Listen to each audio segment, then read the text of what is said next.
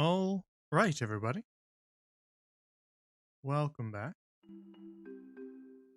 to another session of Beyond the Eye. What will most likely be our last session, unless these guys surprise me with some sort of new direction. Yeah. I don't think we have any bookkeeping. We're still off on Wednesdays, so we'll still make some maps on Wednesdays, and hopefully we'll be back with Jumok around Friday. But other than that, I don't think anything's really changed. So we can get started. To summarize, uh, usually during the last session I do a slightly longer summary just to cover the whole thing. So we'll do that. The party, who were sailing through the ocean on their trade ship, the Scuppered Guppy, were sucked into a whirlpool in the middle of a storm after being attacked by a massive sea monster. And as they fell lifelessly into the lifelessly for some of them into the whirlpool, they found themselves instead transported through a wormhole, not to the bottom of the ocean, but instead to a sea of stars. And as they were cast adrift, they were picked up by a spelljamming vessel, a starfaring ship called the Valinar Hawk, and its captain, a GIF named Captain Hathaway. And in thanks for saving them, and as a part of earning their keep on the crew of the Valinar Hawk, the party agreed to aid the ship on its quest. Their quest was a secret one tasked to them by the crown of the Flotsam Kingdom. They were tasked with delivering a dragon's egg back to the dragon that was believed to be the parent. The only problem is that the dragon was said to live on a comet that only sailed through the Sindrian sphere once every 50 years. And so they had to meet this interception point, or they would have to wait quite some time. The dragon's egg had been confiscated from black markets, and the crown believed that it was to be sold off, as dragon's eggs are rather rare artifacts. And so, on their journey, they first stopped at Starsight Tower, which was an observatory that orbited Sindrin's Eye, the same wormhole that they came out through. And at Starsight Tower, they found it besieged by aliens known as Surlong. And after defeating the Surlong, singular Surlong, they talked a bit with the scholar who worked at Starsight and were able to get the coordinates of where they could successfully intercept Galahad's arrow, the comet where the dragon was said to live. So when they set off once more, after a bit of a fishing mishap, they found their sails tattered and torn and had to stop just before an asteroid belt at a little pit stop port known as the Runaway Star.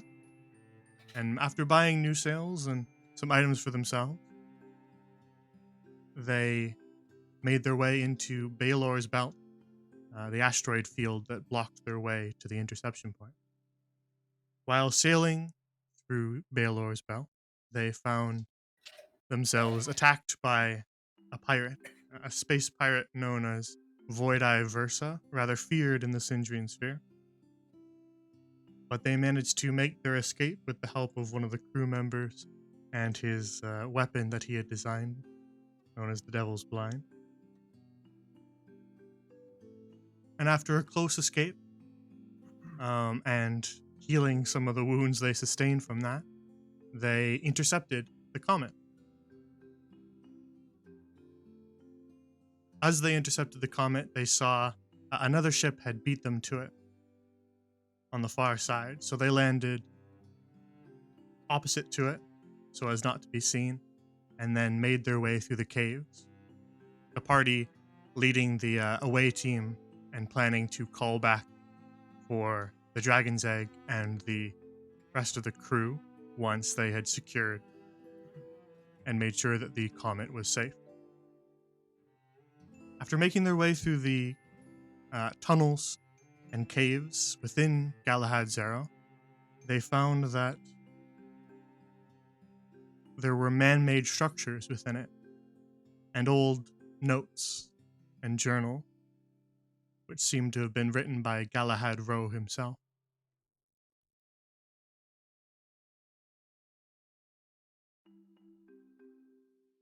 And so after exploring the cave a little further, they found the bodies of many other Surlon, part of the crew that had beaten them to the comet, and a rather massive cavern where they are ambushed by a massive Nathalgu, a many-legged, disgusting-looking beast, which you'll see in a sec. And after a rather desperate battle that really came down to the wire, they managed to best the beast. And so, nursing their many injuries, the cavern has fallen silent and the crew must continue their journey.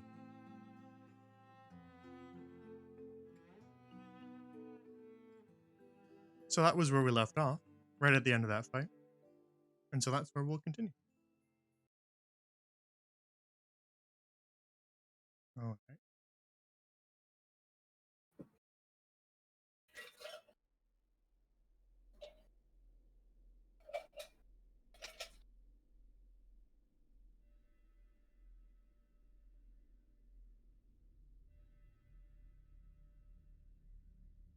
So, as the Nathalgu that was thundering towards Adam is struck by one more attack and falls still, drifting to a stop right at Adam's feet. I told you. I did warn you. You look around as the other little parasites shrivel and die without the Nathalgu feed them on its arcane energy. So, with the beasts defeated, what do you do now?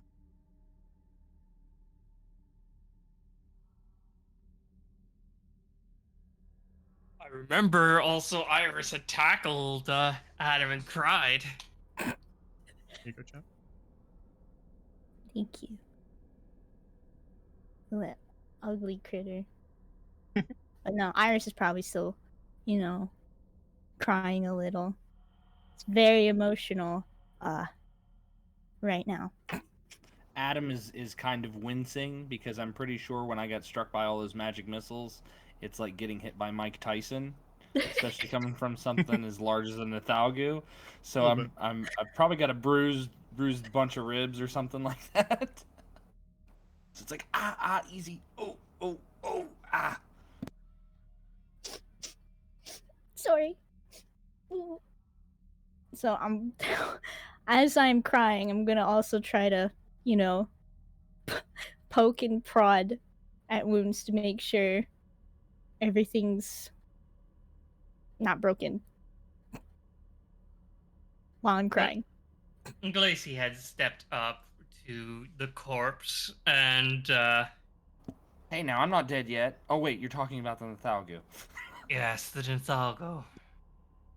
She then squatted down as best she could and started inspecting the corpse all over, even daring to open its mouth to peer inside. Glacy, make a slightly disturbing discovery as you poke about. Those pustules on its back, they're not just boils or even like egg sacs as one might imagine from a creature like this. Instead, you notice that they hold brains. Not Nathalgu brains. Humanoid brains. Casey's eyes are narrowed as she, as her hand soon crack. You could hear the sort of the crack of her knuckles as she kind of flexed her hand a little too hard.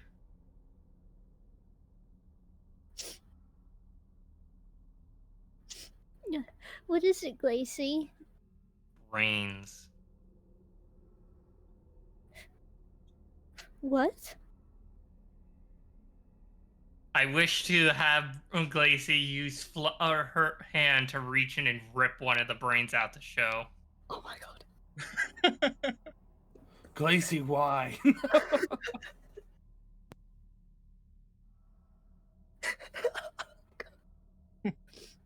All right, you stand there holding a dripping brain. Okay, so I don't need to do any special roll to Glacy, penetrate. Don't touch that thing. We need to get out she of lo- here. She holds the brain up to show the others, pointing it with her other hand. This is not a worm brain, nor a brain for this thing. Hypothesis? Either Hypothesis is put it back. Put it back. put it back on a dead corpse. Well, you can't put it back where it originally came from. Iris, can you make a medicine check for me? Yeah. Let's see if you can make Oh my a gosh, medical conclusion here Too many from what you've tabs learned last session. Okay. Medicine check. Good job.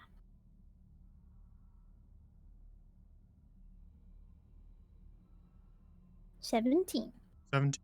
All right. Yeah, with the 17, you think back to the Sirlon corpses that were scattered throughout the tunnel before this. And you suddenly realize why those Sirlons had massive wounds to their heads. Clearly, the Nathalgu, after it killed them, was searching for brains and didn't find any. Brains. Gross. Alright. So when I realized this, I kind of start staring at the Nathalgu. So, like, I realized that this now critter probably collects, like, brains, right? Yes, clearly it is collecting brains. Either Glacy or Iris can make an Arcana off of this. Iris, just because of your background in physiology. Glacy, because of your background in magic. Okay. Let's go, Arcana! Are we both rolling? Either. Okay. 14's good either. enough, so you don't need to roll again. Okay. Glacy, you kind of come to the obvious conclusion. This thing was absorbing arcane energy from brains it was stealing. It seems to be able to absorb magic. That's how it was learning all those spells. Fucking parasite. With that, her hand crushes around the brain as it squishes between her fingers. Iris looks very disturbed. Yeah, Oh, gross. who made spaghetti? Oh, no, wait, no. What's that sound? Ugh.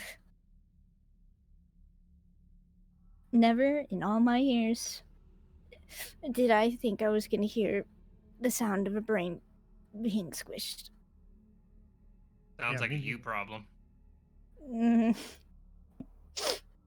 I'm sorry, what? A brain being... Oh. And then Adam wipes his goggles clean and he finally sees what's going on. Okay. All right. I'm gonna... Adam's gonna stand up and he's gonna go stagger over here and just kind of brace himself on the wall.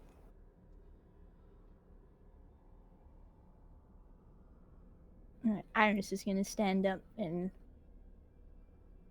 observe the brain creature. The dead brain creature. Thanks for the follow, Wolfie. All right. Is there anything in particular you want to look at?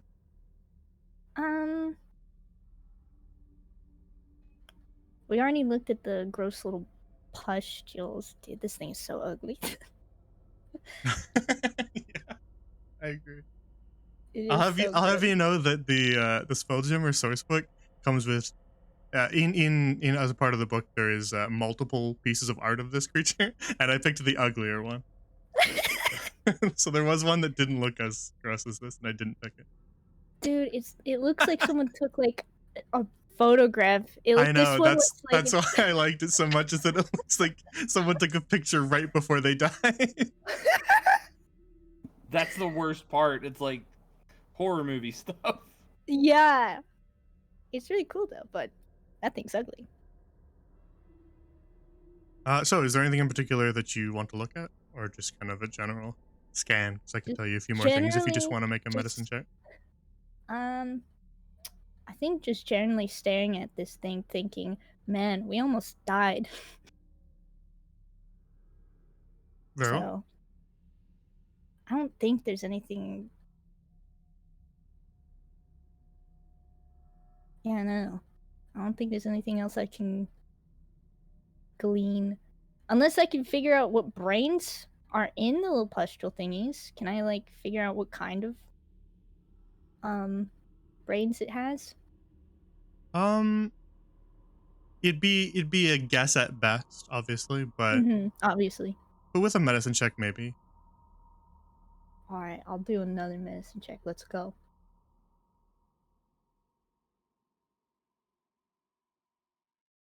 Never mind. I got a 9. Then with a 9, all you can really tell is that some of them are a little larger, some of them a little bit smaller. So perhaps some from humanoids like elves and humans and orcs and the like. Maybe some from halflings or gnomes. But other than that, it's a little hard to pinpoint. Gotcha. I'm just so. Iris is so worn out that she's just kind of staring at it. And like, can we see how many? It has a total of 6. 6? Mhm. That's an interesting number. Lacey tosses the brain meat, looking at her arm as it was elbow covered in goo and fluids, as she then whips her arm to sort of whip it off her arm. Before doing a small spell to burn it or incinerate it off. So, shall we continue? Oh. Yes. Well, we should make sure Adam is alright first. You I'll be alive? okay. Just let me catch my breath, and I'm gonna second wind, if that's okay. Yeah. Go for it.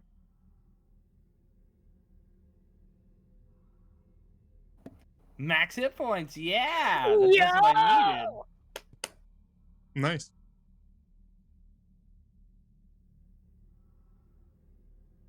So I sit there for a minute and I hold my ribs and I just kind of do like a little stretch. You hear like some popping of joints and eventually it's like okay, I think I've got it. I think I'm okay. I'm not as battered on the outside as I am on the inside. That's a relief. Lacey sort of just had been watching the two and just sort of sighed contently as she then peered back to the corpse and sort of just taking in the knowledge of it all before she looked it over and kind of folded her arms. What do you think is coming up? If this thing's been in here chewing away at stuff, I don't To want say to that- think. I don't want to think about that, Glacy, to be honest with you. But if there's anything else like this, maybe we should get rid of this corpse. Is there anything you can do? Like, snap your fingers and light it up? It would create a horrible stench with a corpse this size. We won't be staying in this room for very long. But it might GM? attract. It might attract other unwanted attention.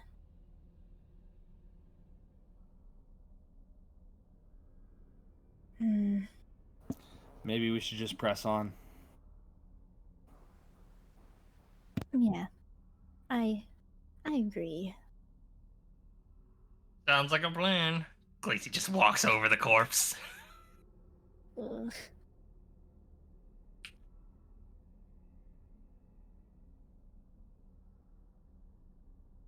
So still scattered around the cavern are the now rather torn up bodies of those Sirlon.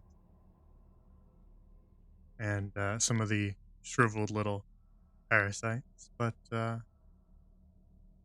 is a tunnel on the far end.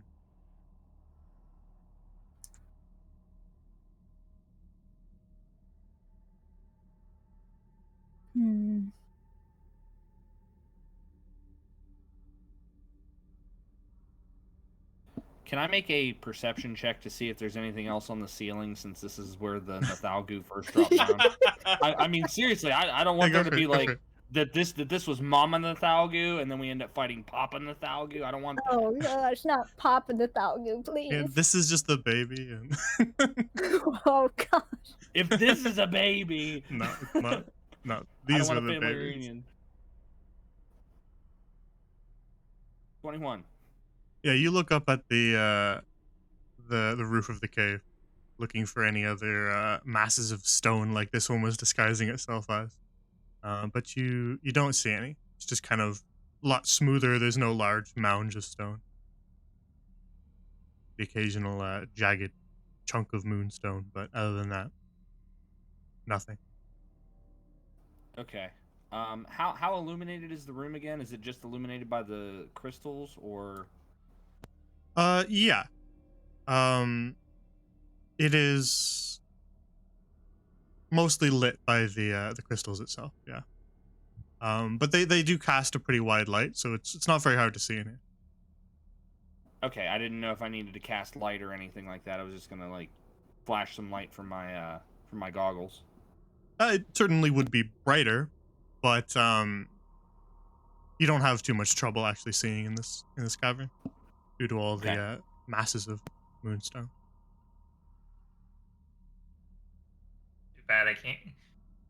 My brain was like, too bad I can't just grab a crystal and absorb its energy.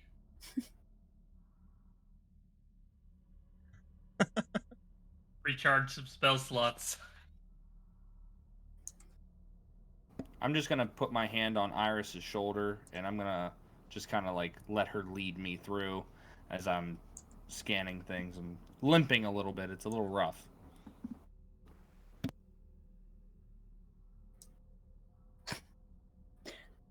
Iris will do her best despite being short. Did you just admit you're short? No. I coughed. That was a wicked ass cough.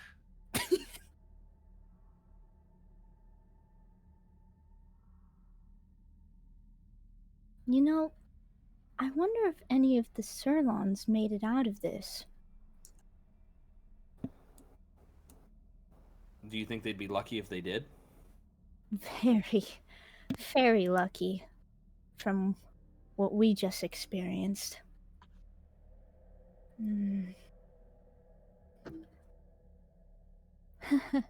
Honestly, I wasn't expecting this creature at all when we were observing the corpses. I thought the dragon might have done them in, as one says. Well, there were a lot of things we didn't expect. We didn't expect to survive getting sucked into the ocean and sent into what's this called, Glacy? This is space? Is this space? The Sea of Stars.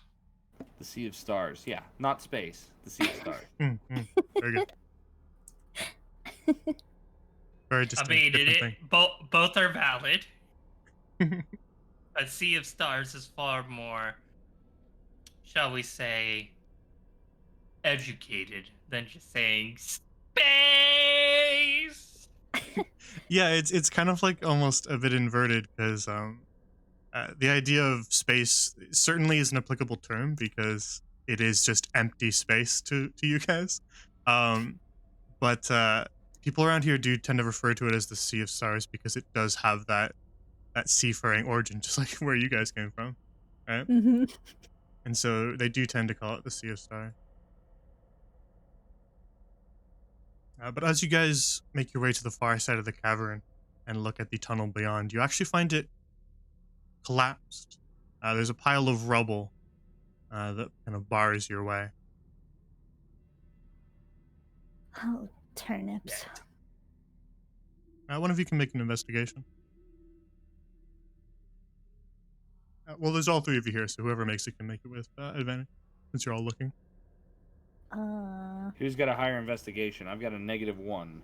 I got +7. Oh, well, here we go. I got a +2. Roll with advantage, you said? Mm-hmm.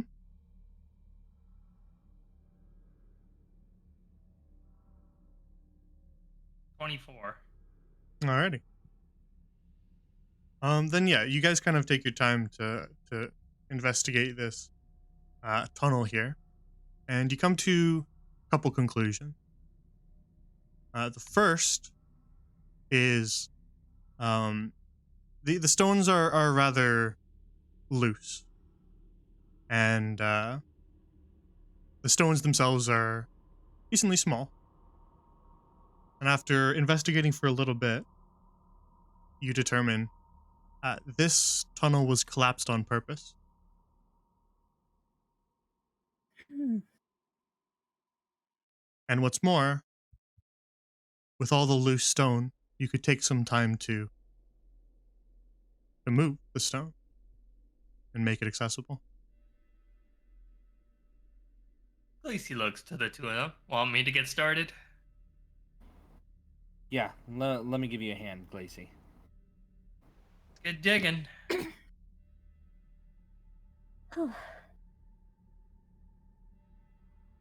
So this will take you some time to accomplish.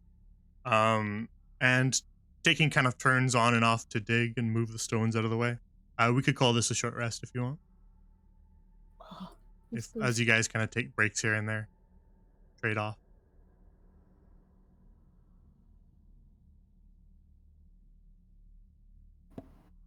So go ahead and click short rest. Yeah, go for it. Use whatever you need to do and gain back what you gain back.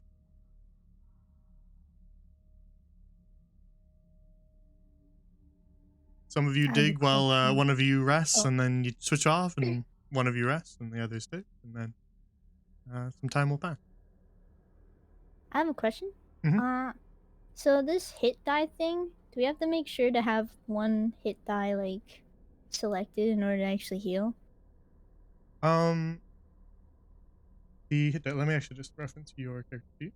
That little thing along the bottom for the hit dice, that's like a Yeah. checkbox for you to keep track of how many you're using. Oh, okay. So every time you short rest, if you want to heal during that short rest, you can use however many dice you want, right? Oh. I think we've discussed Okay. this before, but we'll go back over it just to make sure. Oh, sorry. No, it's all good. It's all good. And yeah, so each of those little boxes is 1d8 plus 2, right? Oh, okay. And so if you were really injured and you wanted to use multiple of them, you could. But again, those are your hit dice for the whole day. So if you use them all in the first short rest and then needed to short rest later, and then well, now you can't. You don't gain Got back all of them, but in a long rest, but you gain back enough of them. Okay. And so yeah, hit dice kind of come back to you, but you choose how many you want to use. And then the Ah. boxes there are for you to just check off. So like let's say you go 1, 2, and then when you click short rest, it'll roll that for you. So you probably haven't used any because I think you guys just got on here. I don't think you short rested on Galahad's arrow, so you should be all good. Probably been several days since you guys have short rested, so I think you're all good. So they should all be empty, but however many you use, it'll add those dice together for you, and then you can short rest. Gotcha.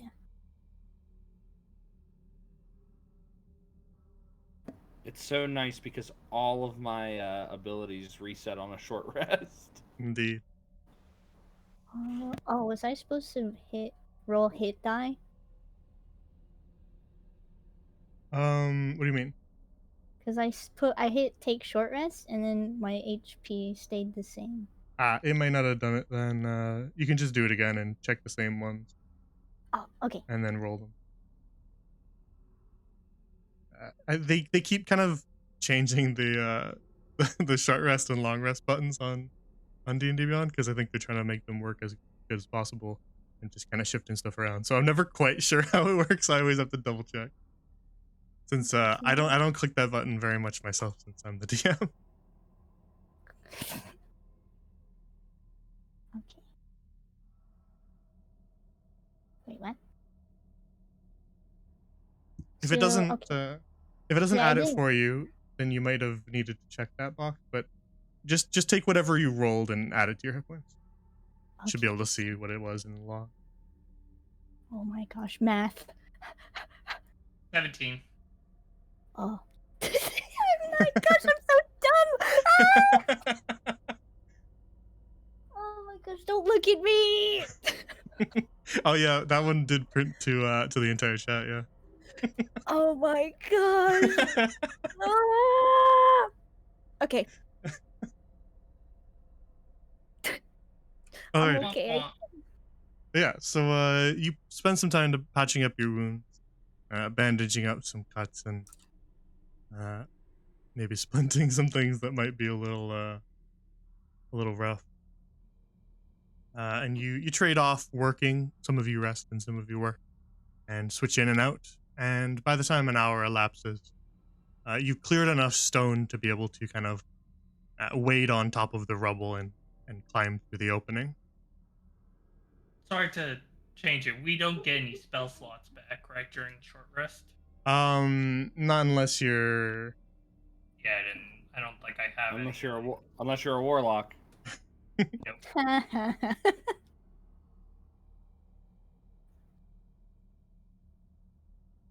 Continue. Yeah, wizards get a lot of stuff, but they don't get a lot back on the on the short rest. That's the trade-off.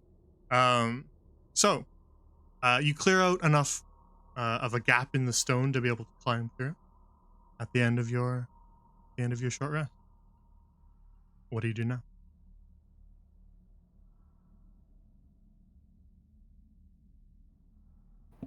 Is the other end of the cavern, is it lit by these same crystals? Does it look like it is, or again, do I feel like I need to cast light? Yeah, the gap kind of opens out into another long tunnel, but at the end of that tunnel you can see a bright purple light. It seems to be even brighter than this cavern. Okay. I'll lead the way through, but I look back to Iris and Glacian and tell them, let's just stay together and be careful. Mm-hmm. It's D&D 101. Stay together and be careful. Oh, sorry. I did find arcane recovery special. After once per day after finishing short rest, which we just did, I can recover a combined level of 3. Yeah, that is your arcane recovery if you want to use it. Yeah, I think I'll blow it. Stuff back.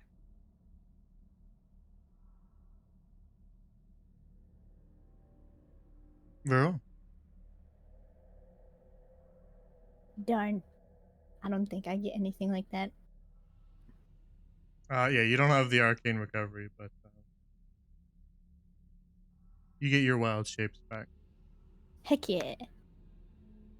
which means All you right, get continue. your starry forms back too, right? Yeah. And potential crocodiles. Crocodiles, let's go. Let's go. True. Very well. All right. Then you make your way along the tunnel. You have to climb over some of the rubble and kind of scrabble across it. But eventually, you make it to the other side of this collapsed part of the passage, and arrive at a much smaller cavern. This one, right at the mouth of it, has a bright, potent shard of moonstone that was leaving that glimmer for you along the end of the tunnel. And so you arrive in a much more comfortable cave,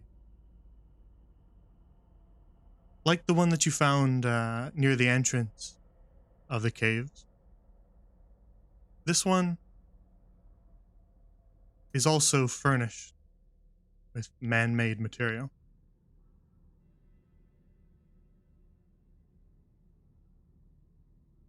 Lacey looks at the desk she had wandered over and looks over anything. I use what is it, investigation? You don't need an investigation for this. There's just kind of stuff scattered across it. It's not too hard to take a look at them. Okay. Then I peer over all the documents or any papers that are on the table. Very well. So we'll do Glacy first, and then we'll get to Irie. On the makeshift table here, that's kind of braced against the cavern wall, you can see a small little candle holder, not lit, with an old-looking, half-melted candle sitting in it, as well as a magnifying glass and compass. The needle of the compass is just rapidly spinning in all directions, never settling. The piece of parchment on this table appears to be a sea chart, not a star chart. And you look at it and you recognize the oceans. It's the Sea of Cassis. It's Grand Lorien.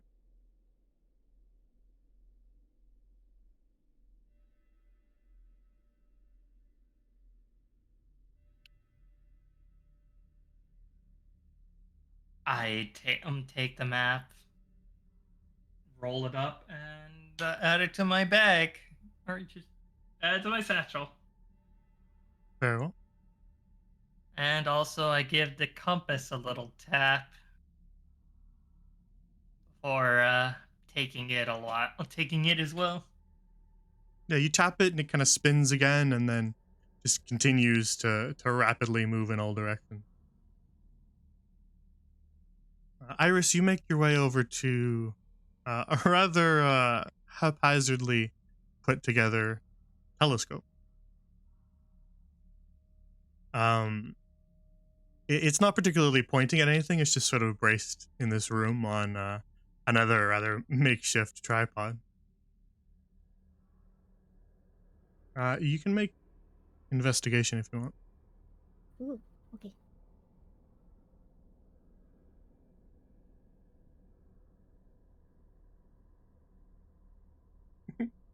That's It's a telescope. telescope. Oh boy. The dice sure love me tonight.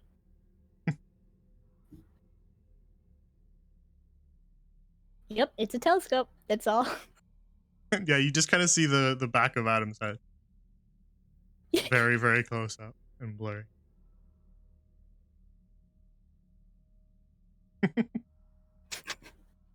Adam, what are you looking at?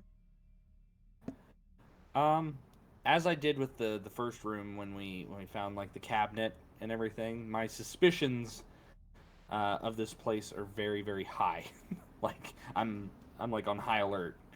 Uh, I put two fingers to the side of my goggles with one hand, and then I use my other hand to open up the cabinet and hopefully not blast anything that comes out of it. Yeah, you carefully creak this makeshift cabinet. Appears to have been kind of lashed together from planks of wood and uh, chunks of ship, much like the rest of the caves to the south. But as you creak the cabinet open, you don't find it full of monsters. Instead, just full of dust and a bunch Okay. of old paper. Do the papers look like they have anything written on them, or They do. is it just like okay? I'm gonna pick up some of the paper and just kind of like scan over it. Yeah, you brush sort of an old cloak that's hung up in the closet out of the way to pick up these paper, and you examine them. They appear to be kind of very loosely folded together to form a sort of haphazard book, though there's no binding or anything of that manner, just kind of neatly tucked together. Okay, I do my best to keep everything together so it doesn't like fall apart.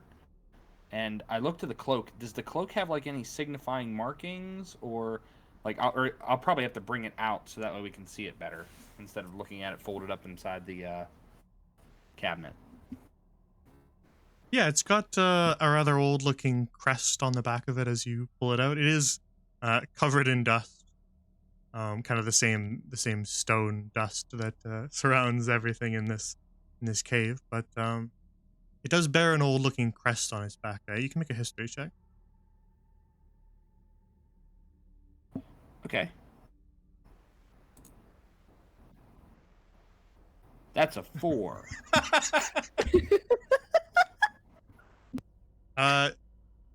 Then it feels kind of vaguely familiar, like you might have just seen it in passing, but not enough to identify it.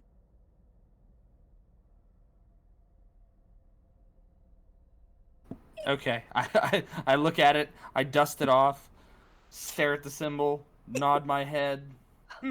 That's definitely a symbol. And I just kind of like hold on to it for a second. Glacy. Yes. Yes, my intelligence checks are stellar.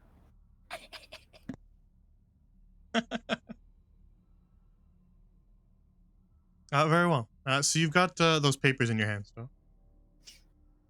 Yes, I'm gonna go over to the table and like kind of sit down with them and try to read over them, see if there's any information about who these papers belong to. I have the feeling that it might belong to Galahad, since we found stuff like that in the other room, It but I just want does. to make sure. Yeah, you looked at the papers in the other room, right? Yes, we did. So you would recognize that they're written in the same hand. Okay, I gathered that. I gathered that much because I don't know anything beyond that. Um, so I'm just gonna like pour over it, see if he has any details about things that he's seen here. If he encountered like a Nathalgu, or if the dragon's here, and maybe I could get my very investigative friend Glacy to assist me with these papers to find some information. I will assist you.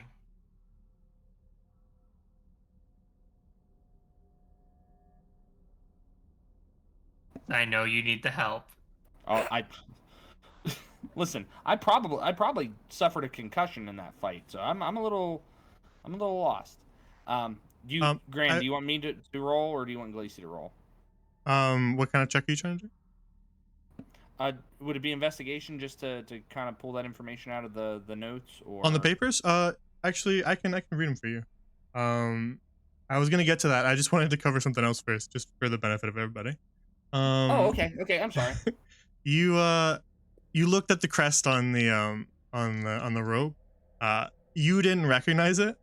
Um, and I don't know that the others would either, based on their backgrounds.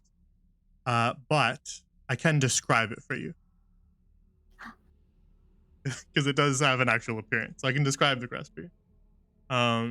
The crest is that of a lunar moth with crescent moons on its wings. Oh, Sounds pretty. yeah, it sounds pretty.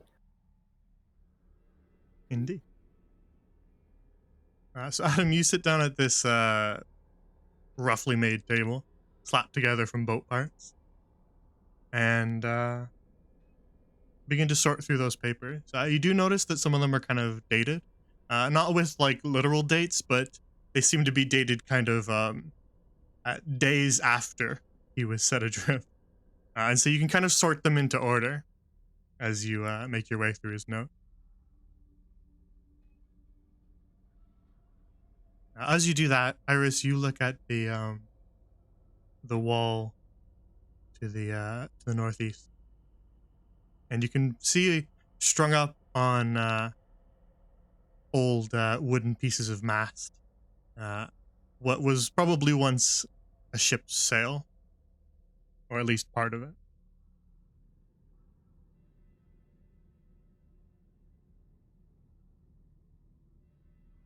And painted onto the sail is a very rudimentary version of the star chart that you've been shown so many times, the chart of the Sindrian sphere.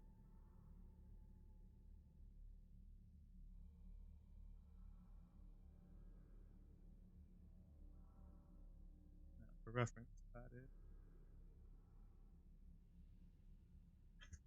Since Chad hasn't seen it yet, this session.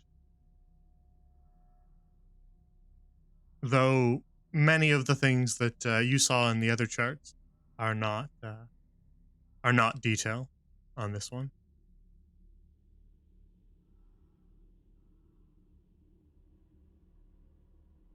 Can I tell what's missing? Yeah, here, let me go through it. He's not detailed this.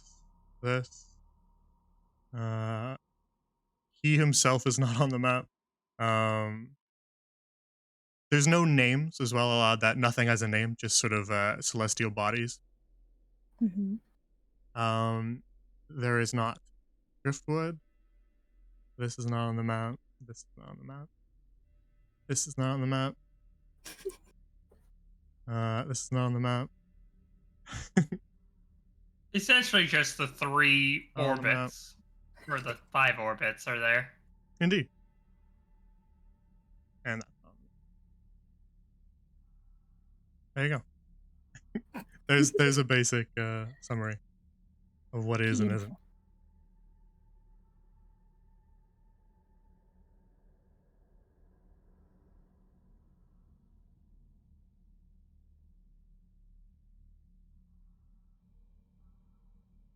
So, Adam, you finish sorting the papers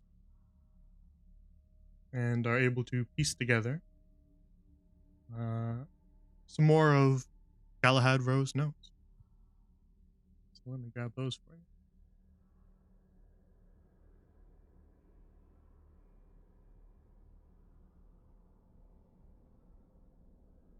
All right.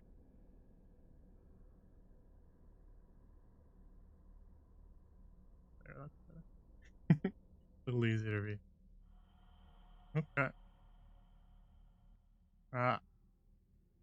Since I don't want to be like the English teacher that says read for the class, I can read this for you. That's fine. I mean, I don't mind reading it either. It's completely all up good. to you. I'll read it. All right. Here we go.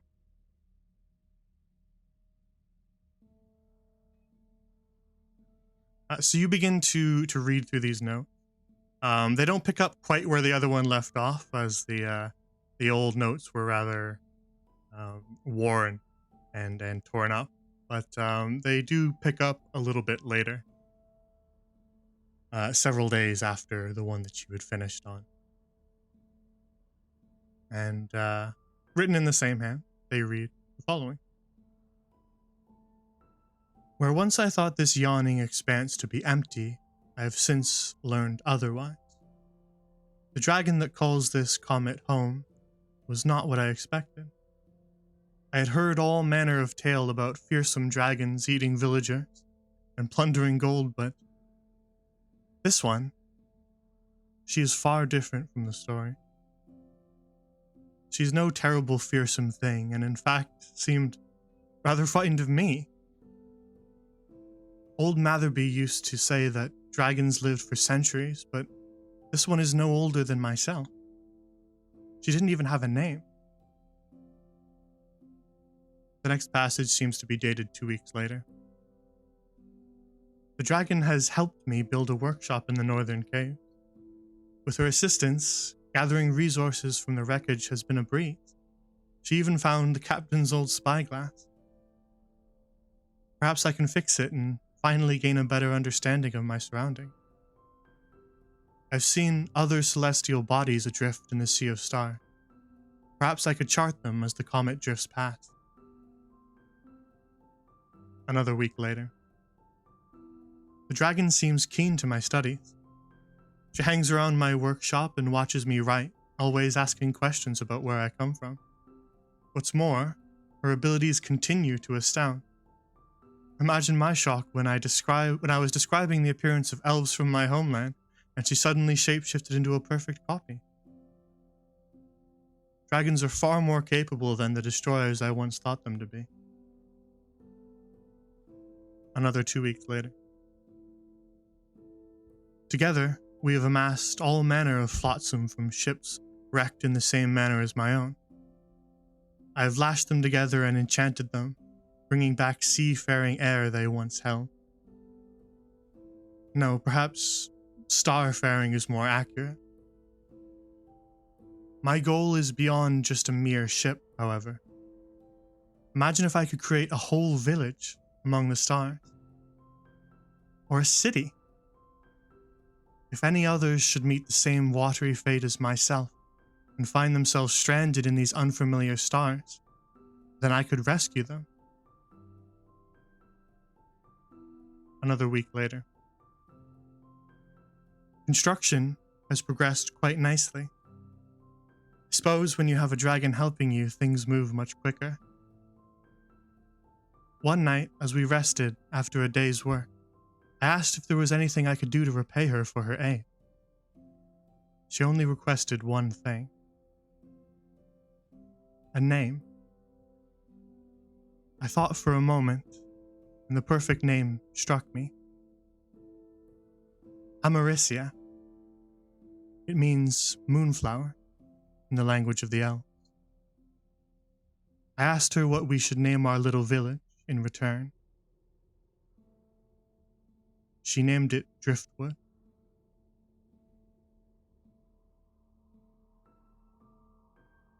And the notes end there.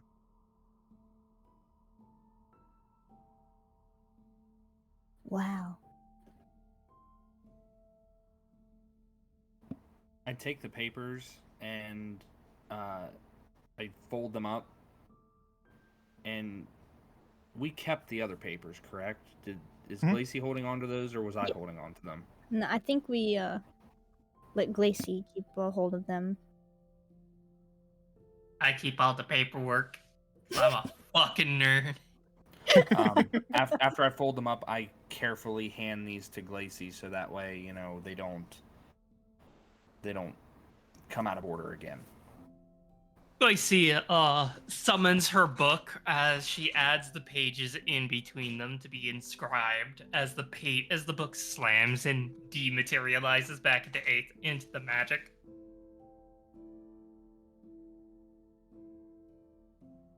Before peering to the two, shall we carry on? We have another cave to go. Yeah, I think that's wise. Hmm.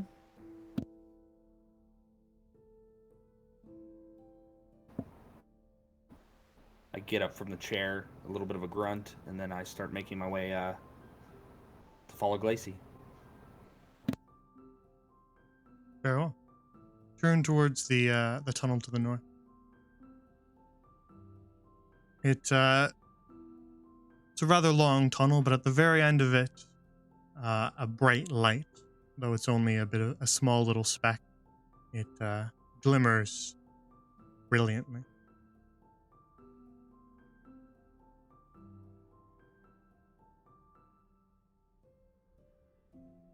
Iris, what are you up to? Iris is kind of lost in thought right now. You know, a lot has happened. You What know, you thinking about? just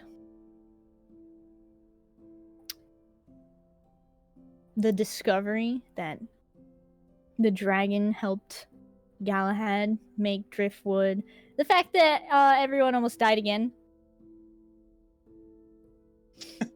Something on your thought? Oh, you gonna be okay? Huh? Are Oh, you? yeah, I'll be okay. I just. It's just a lot on my mind. Such as? Well, for one, all of this that we've been finding is, well, an amazing discovery. I wonder if anybody else knows that Galahad worked together with a dragon to build driftwood.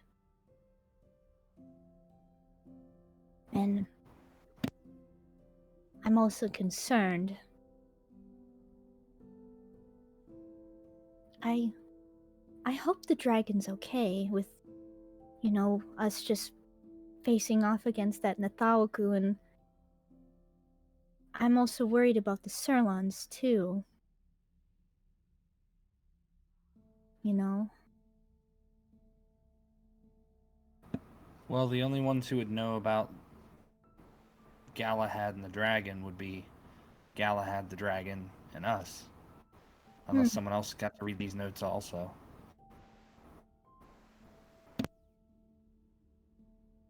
Hmm. I hope we're the only ones who've read these notes. I hope so too. We do have a mission to complete. Oh, yes. Sorry. And don't worry your little head off. These are very touching notes, and I've kind of memorized them. Hence my tome keeping track of them. Even if they don't accept the original papers, the story will now be able to take root somewhere else. Hmm. That's true.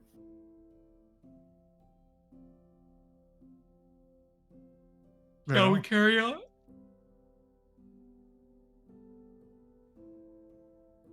Hmm. Shall we carry on? Yeah. Yes. Sorry for holding us up there. Yeah, you're not holding us up. Don't worry about it. Don't apologize, Iris. We might not be coming back here, so we might as well take in as much as we can. Hmm. Yeah, that's true.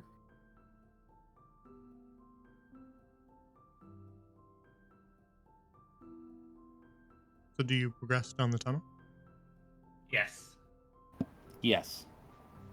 Yeah. Very well. Then you make your way along this slightly narrower tunnel towards that gleaming light in the distance. And as you reach it,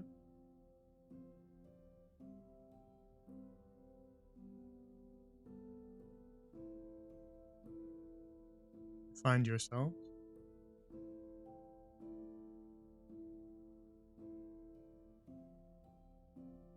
in an open cavern. The light being given off by massive pieces of moonstone, glowing brightly in the darkness, but also a pool of shining water that sits at its center.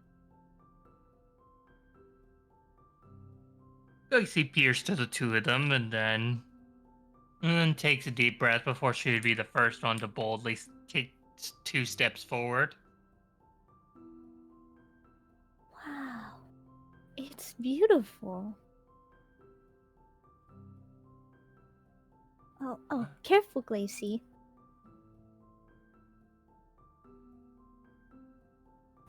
I cast my eyes to the roof of the room, just in case. Oh my lord. Is there anything up there? No large masses of stone, just more pieces of moonstone. As you step forward, Lacey, you pause as a single droplet falls from a shard of moonstone and drips into the center of the pool, sending a ripple across the surface all the way to the outside edges.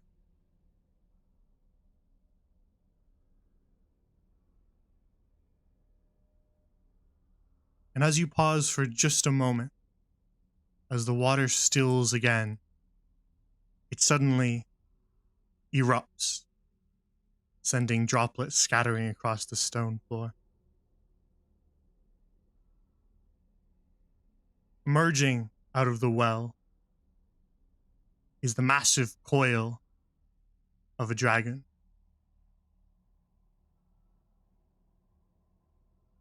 And it surges up out of the water, bares its fangs down at you, and in a thundering voice that echoes off of all of the moonstone in the cavern, reverberating like glass, it says, "Interlopers."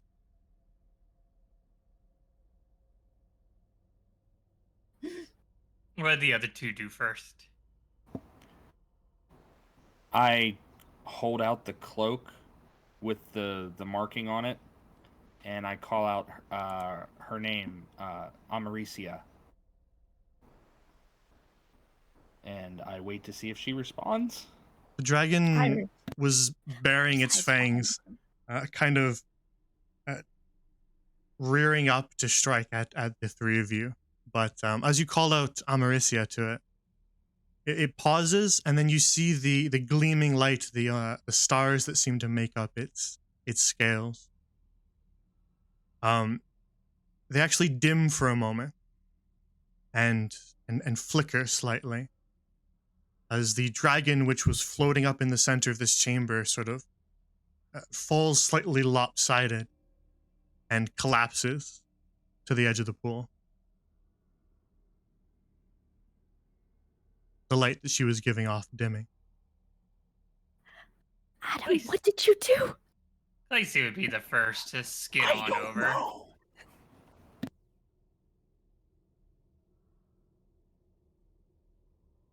The dragon's eyes kind of watch you warily, and it still bares its fangs at you. But as you kind of approach, she growls out, "That name. Why do you know it?"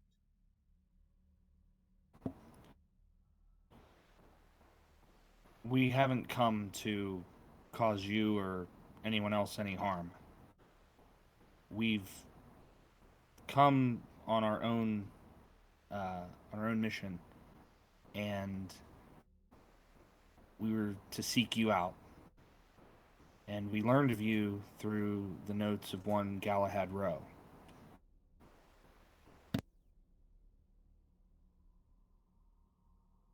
See her sort of pause for a moment, and her eyes kind of flick back and forth between the three of you, to Adam, then to Glacy, and then behind Adam to Ira.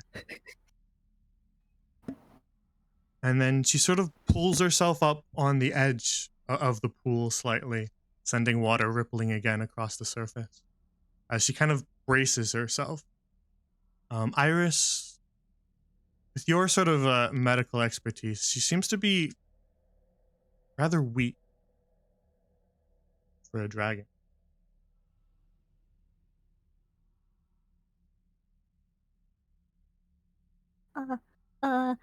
Are you feeling all right?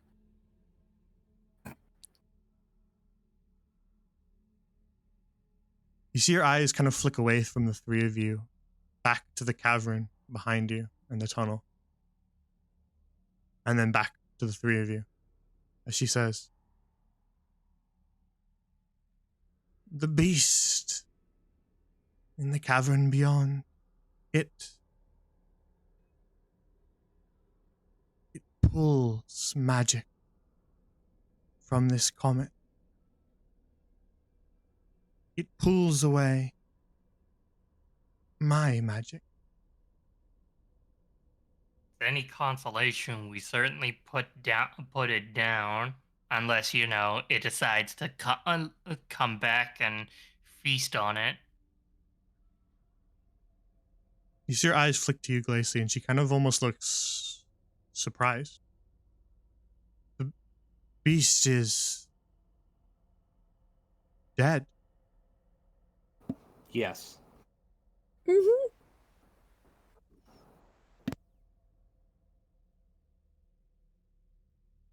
You see the dragon sort of almost relax slightly. She was tensed up, still burying her fang, but you see her sort of calm down slightly. And it was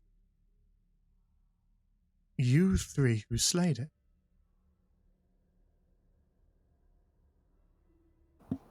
Yes. Mm-hmm.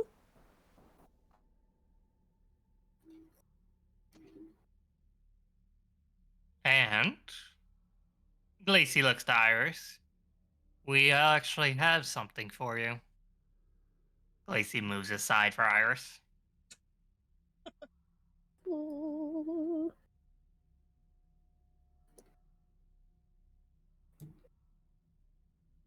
Um, yes, we do have something for you.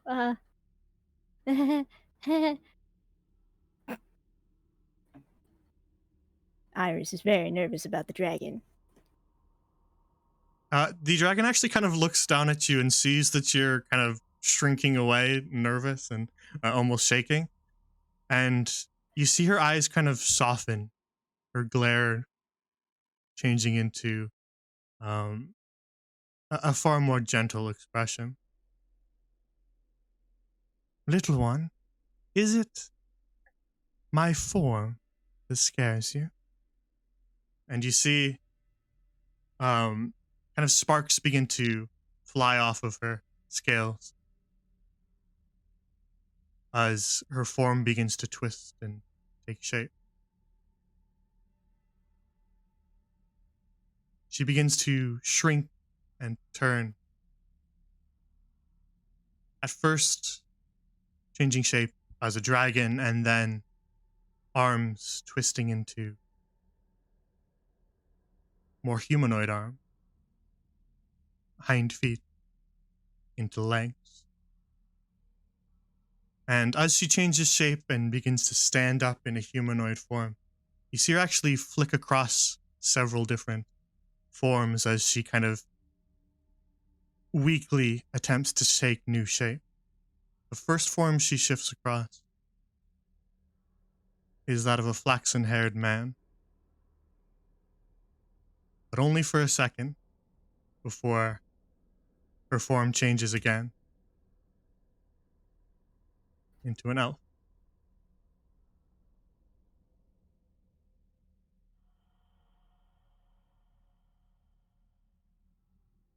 And then she looks again at you, Iris, and says, is this form preferable?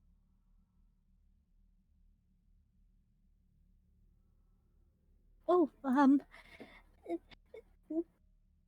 oh, turnips. Um, yes. I'm, oh, sorry, I've just never, um, talked to a dragon before.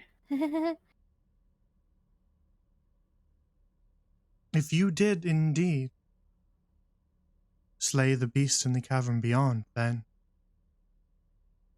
you are no foes of mine.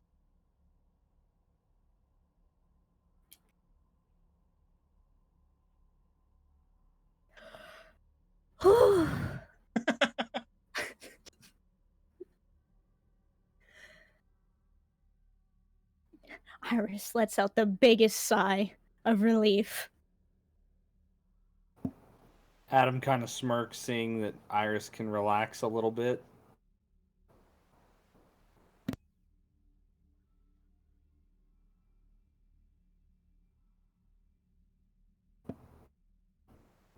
Yeah, we are no foes of yours. Hmm. That creature is dead, and we've come on a mission to return something. Mm-hmm. Quick out of game question: is that still on the ship with Chancebel, or is that with us? The egg The that egg should. itself? Are you asking Yes. about the egg itself? It is still on the Yes. ship. Okay. I thought Iris took it with us. Mm-mm. No, I Oh. didn't take it. No, we have the The two-way communicator to the sending stone. Ah, We have the right. sending stone to let them know that that everything's okay. Which, by the way, we should probably let use them that. know. We should probably let them know. Adam reaches into his vest and he's like, "Oh yeah, we've got this thing. Hold on, I'll be right back." And I step aside to let them know, to do a little walkie-talkie action. That's what we're doing. Adam's gonna step aside to make a phone call. Oh my god. Amarissia looks at the two of you who didn't step aside. Your friend is rather odd. Special? Yes. Not Glacy. I have Hey. ears, Glacy. But is there anything going on between those ears? Lots of wind whistling. We already know that. All right. I get on the sending stone, and I try to reach the Valinor Hawk. Vera, it If only takes you. communi- Yeah, it Oh, only go takes ahead, you. go. It only takes you a moment before you hear a response. You would have to say something. So what do you say? Um, Valinor Hawk, this is landing party. We've located our target.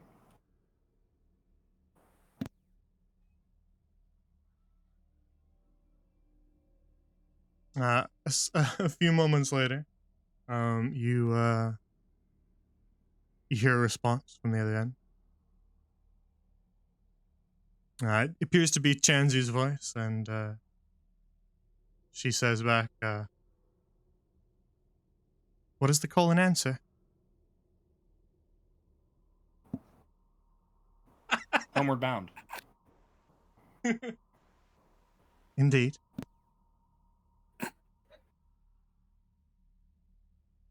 I completely forgot it from last time because it's been too long.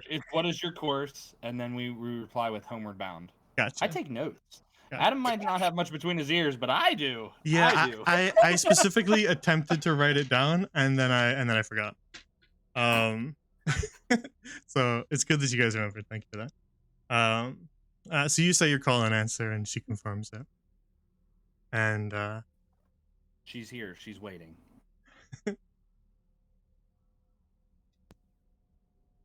very well. The caverns are clear. Then should I bring the cargo? Iris, Glacy, why don't you two stay here with Americia? I will meet Chansey and I'll guide her back through the cavern so that way she knows the correct path to go. Sounds like a plan. Just be Plus, careful. Mauricia, are you okay with hanging out the two of us? It would appear that we have much to talk about. Oh yes, we have quite a bit. Or at least I assume so, because, we're the odd ones out, and we are not of this sea of stars. Hmm. Came from the same place as Galahad. Mm-hmm. You see your It's ears true. kind of perk up. Really? Yep. Fell into a twisting pool of water by a leviathan, and boom, we're here. And when you were cast adrift, you were rescued. Mm-hmm. Mm-hmm. You see her just kind of smile mostly to herself. What's that about, if I may ask? Oh, nothing. Just I do have a personal question, though, oh yes. and I'm going to be very blunt about it. Glacy, What? not too blunt. You We see don't her Were want to kind of you, make just cock her head to the side, just pure curiosity. Very well. were you, were you and Galahad romantically involved? Glacy. That's better than what I thought she would put it. To be completely honest. Yeah, I think we got the best end of that one.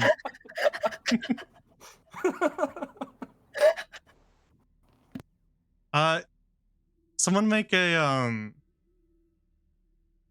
someone make an insight. Who's got the highest insight? Uh, I have +1 on it. I have +3. Yeah, Go, you roll it go then. for it, Iron. Okay, come on, dice. Not It a hates me. particularly It hard hates check, but It hates me. It Oh. hates me. It hates me. It hates Well. me. Do you want me to give it a go or just leave it at that? We'll leave it at that. Okay. Actually, you know what? You can go. Yeah, you can go. Why not? Why not? The end. Iris is just so flustered 11. from the question. There we go. That's what happens. All right, with an 11, you can't tell if she's lying to you or not. Though she doesn't really seem to have any reason to. But you do notice that right when you ask that question, a very sad look flicks across her face, and then she kind of immediately goes back to just curiosity. Oh, no, nothing like that. Glacy then sighed to herself. I have a hunch on the answer. I see. That's a very personal question, Glacy. Iris, she peered to Iris before peering back to Amaricia. It was a unrequited romance, wasn't it? Based on that look. Okay, now it's going where I thought it was going.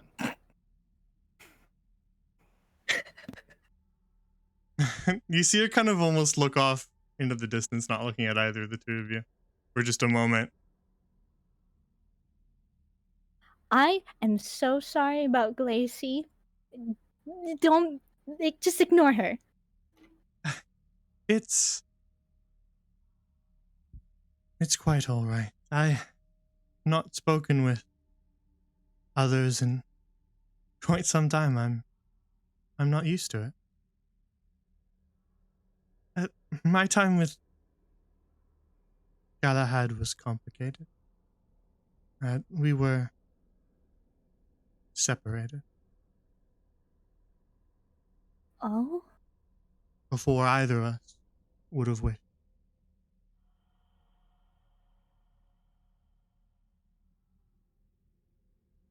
Separated?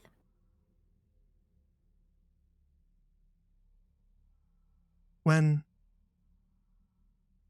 Galahad and I built Driftwood,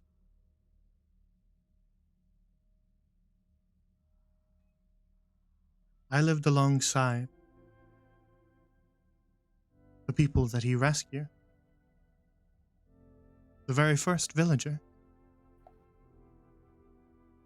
In this form that you see before you. I thought it would make them more comfortable.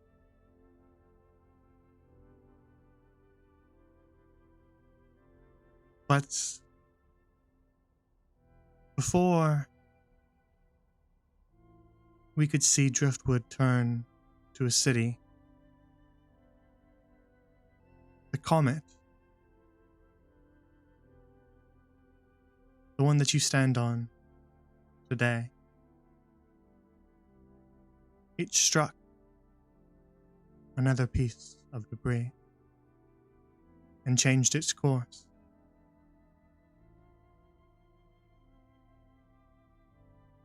It was headed directly to Sindrin's eye. A wormhole at the very center of this sphere.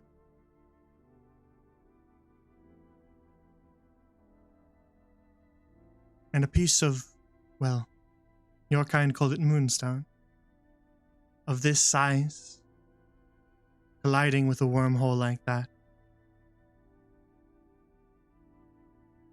it would have erased the entire sphere. I had to stop it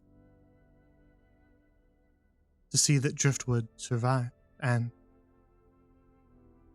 Galahad survived. And so I returned to the comet. I left Driftwood. And I changed its course. But that new course took me outside the Sindrian sphere, as Galahad always called it. And by the time I returned on that orbit, 50 years had passed. But the blink of an eye for someone like me, but when I returned,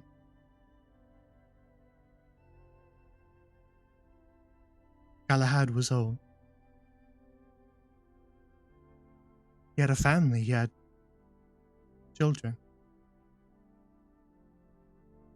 And they loved him dearly. I didn't have the heart to disturb that. So I stayed on my orbit. Kind of trails off at the end.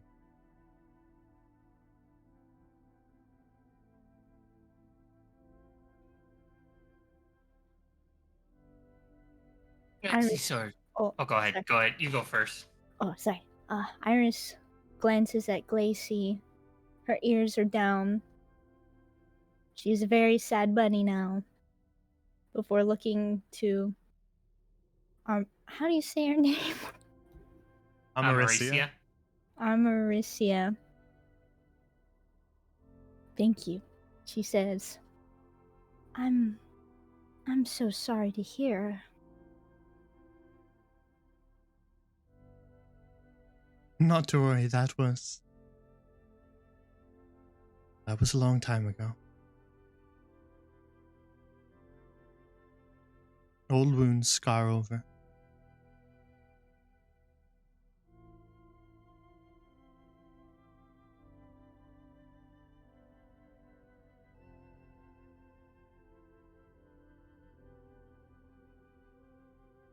But then the two of you said that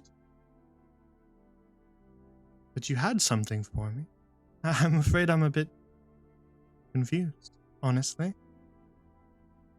It's very rare to get a visitor. If I had to guess, the bloodline of Galahad had something for you. An egg. Oh, that's right. Yeah, we completely forgot. We have your egg. We're here to return it to you. An egg?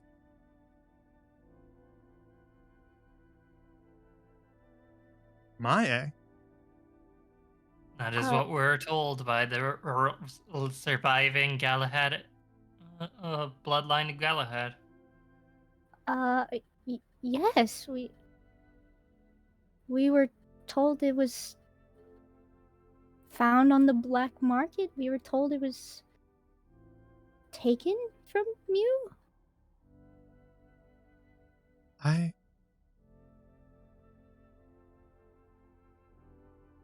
No. After...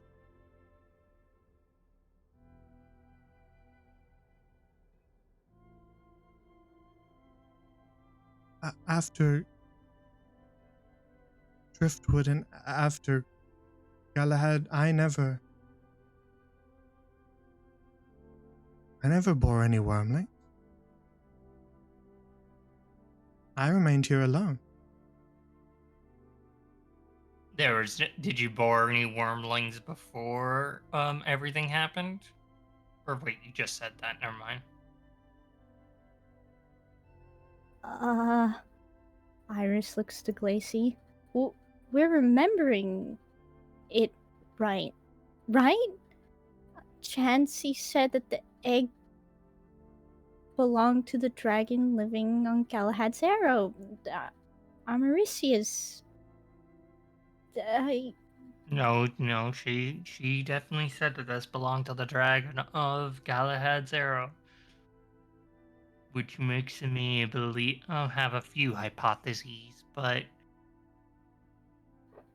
either the egg is a fabricated one, Fabricated?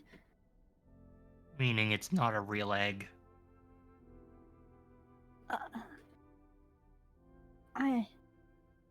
Or someone went to great lengths to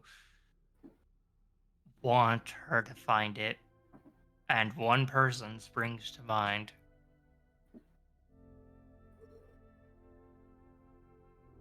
But we will have to find out.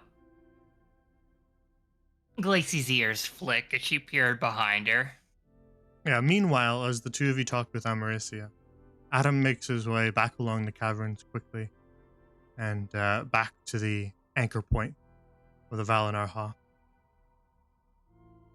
And as you arrive, Adam, at the Hawk, you can see the rest of the crew carefully hauling down Chansey and the wrapped in fabric parcel, though it is rather large and heavy, and so assisting her with the carrying of the egg, though he is clearly not quite sure what's inside it, is Snack.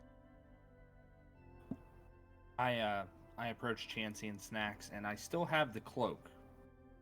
And I know that it's already wrapped up, but just for added protection, I walk up to them and I drape the cloak of Galahad around the egg. And with my 14 strength, would I be able to carry it, or would I still need assistance from them? It's not just heavy; it's unwieldy. It's a large dragon's egg, so it'll take kind of two people to lift it. That's fair. I try to balance it the best I can, and I want to lessen the load for Chansey if Snacks can help, or if Snacks is too short, then maybe Chansey and I can get it. Snacks will assist with the carrying so that you can keep your senses about you, Adam, and direct them where they need to go. Understood. And because I think Iris would be sad if she didn't get to say goodbye to Snacks.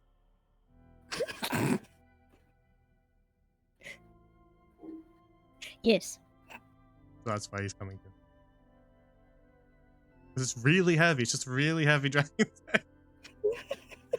So you lead them back along the tunnel, and scrabble back up over the rubble. Chansey and Snacks shooting you very concerned faces when you pass by the Nathalia. I tell them, don't worry about it. Just keep moving. Yeah, just kind of mumbling to themselves, what manner of creature? And continuing off down the tunnel and over the rubble to eventually arrive at that study just to the south of here. Chansey, you see her kind of like scan across as you're carrying it through, as if she wants to just look at all of the things in the room, but she continues to help you carry it along the tunnel, and eventually you arrive back at the mouth of this cave. And Glacy, your ears perk up as you hear people approaching down the tunnel to the south.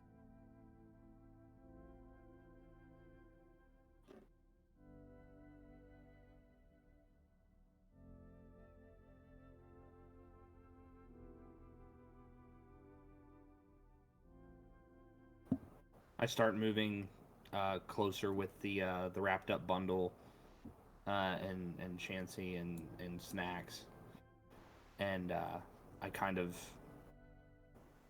give Americia a nod, and then cast a quick glance to Iris and Glacy as if like, "Hey guys, like scoot out of the way so that way we can just set this in front of her."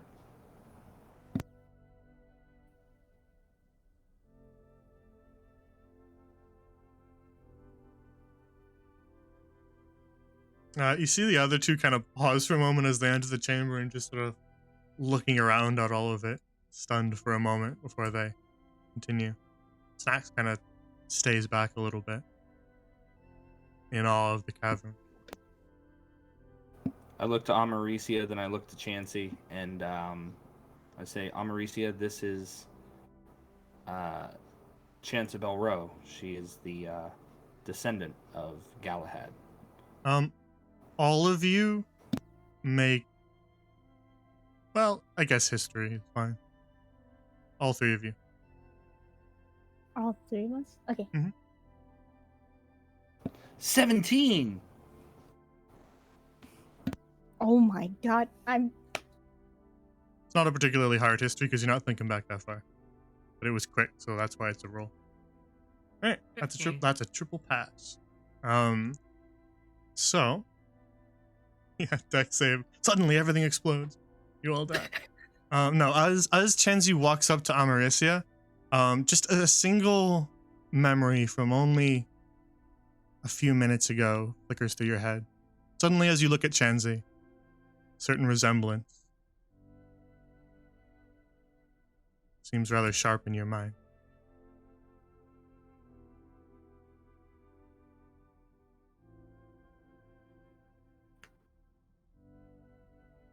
he's handsome. Sorry, I couldn't help it.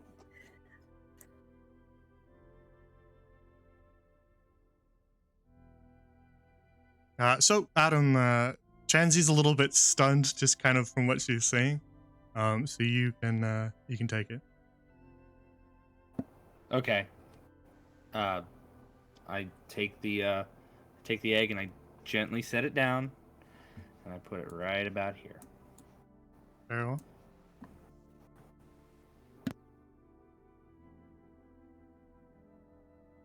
So you set the egg down, and I'm assuming just kind of clear the fabric covering it. Yeah, I remove the outer cloak of Galahad, and I remove the other fabric, and as I'm doing that, like I'm unconsciously keeping the cloak like on my forearm, like I'm carrying it for someone else. Very well.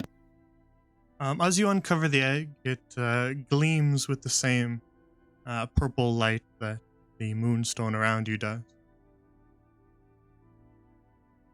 And Americia sort of stares down at the egg. And, well, this would be news for you, Adam.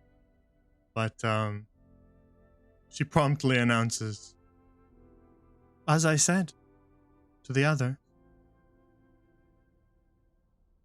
it is not of my brood.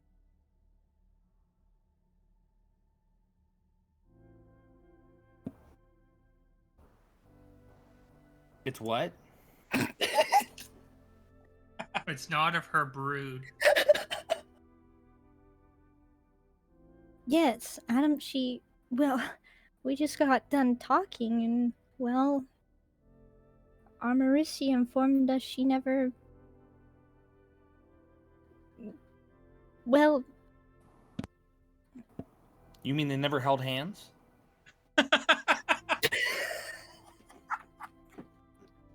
Your words are so eloquently put. Thank you for this contribution to this conversation.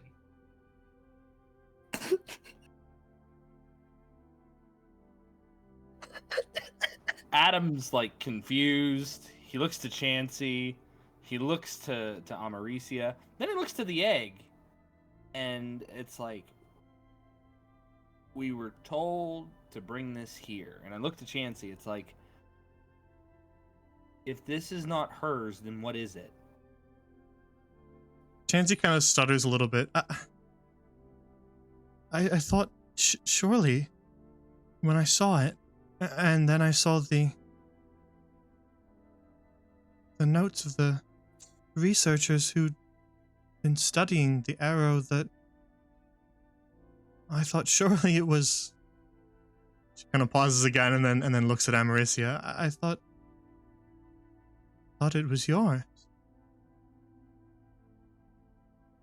And Americia kind of smiles gently and says, "No. Not mine, but perhaps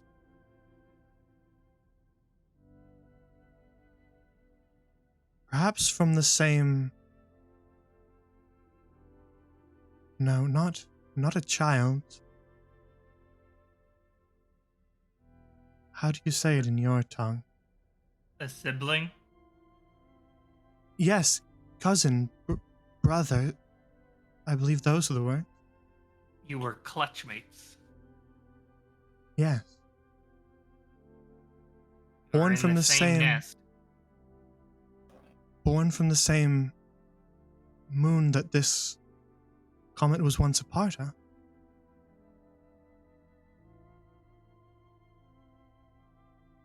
That settles one of my hypotheses. It wouldn't have hatched because, well, it wouldn't have been exposed to this much magic. It would have stayed dormant. She looks down at it.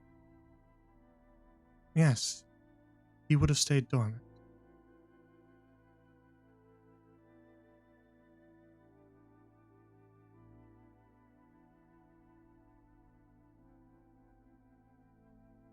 And then she kind of looks up at the I guess 5 of you again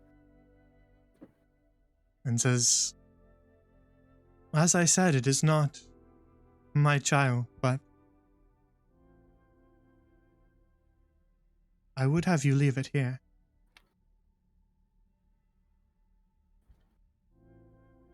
Exposure to the moonstone of this comet will allow it to hatch in time.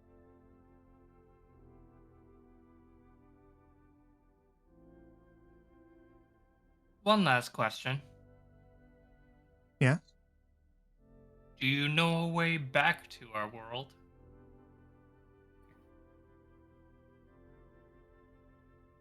You mean beyond the rift, beyond the wormhole?" Mm-hmm.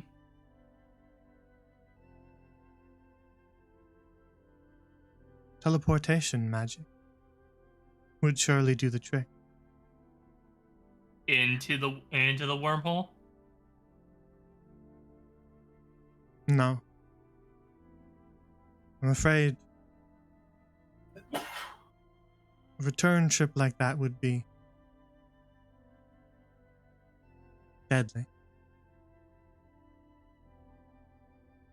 Yeah, you said teleportation magic, so we're just sort to think and materialize ourselves back on our home? No, well, not without assistance, at least. Sindrin's eye will be of no aid to you.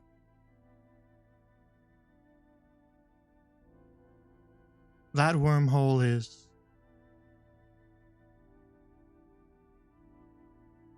it's a remnant, it's a tear. It's violent in comparison.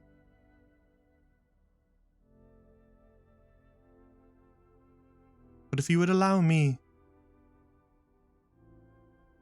to recover, then if it's just 3 of you, I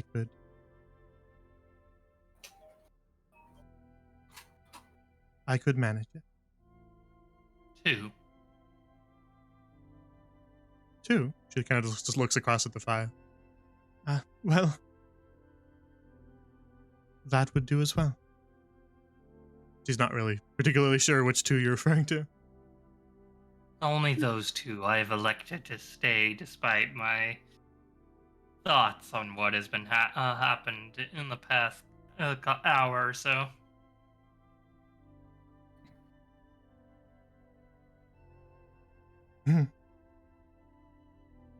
I see. She kind of laughs to herself, and you see a small little smile. What's that? What's that smile about? Back when I was quite young, when my grasp on magic was tentative at best,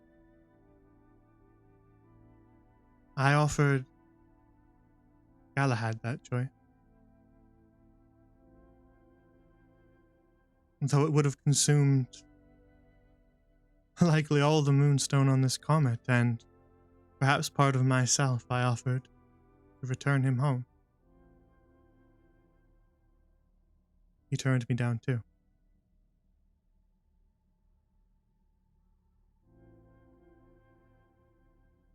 Staying more for selfish reasons than I'm sure what he had in mind.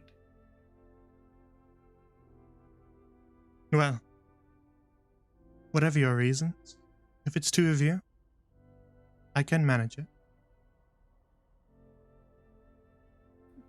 Really? I Indeed. looked at Iris, and then I looked at Amaricia, and it's like, if you could do that for us, we would... I'd say we'd be in your debt, but I don't think we'd see one another again. I imagine we wouldn't. But you did clear that great beast from the caverns to the south. I collapsed the passage there once it began draining mana from the moonstone around it. I felt my magic weaken, and I feared that if it did manage to best me, that it would become quite fearsome indeed with access to a dragon's brain. Oof. That is a terrifying thought. So I Truly cut off- terrifying. I cut off the passage, but continued to drain away my magic, and by defeating it, you have already dealt me a great boon, so rather than in my debt, I would call us even.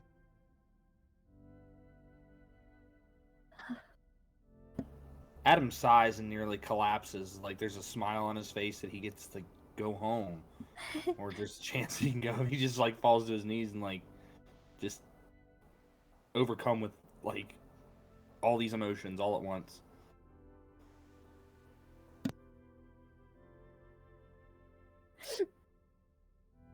Lacey couldn't help but smile at the two of them.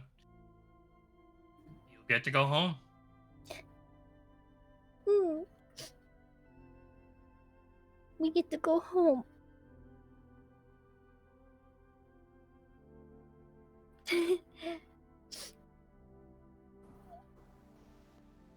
We get to go home.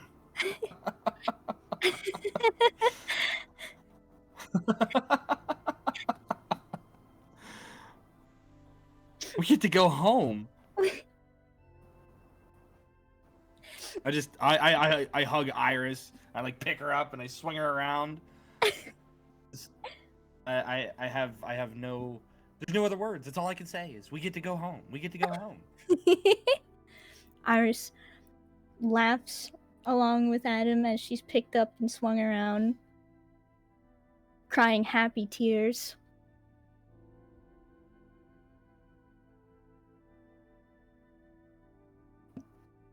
I put Iris down and I look to Chansey and I offer my hand to shake her hand and like thank her for getting us this far. For even giving us this opportunity. She's still a little lost in thought, but you shake her hand and she kind of snaps out of it. Well, who are aiding us as well. And well, I suppose that's the whole point of Driftwood.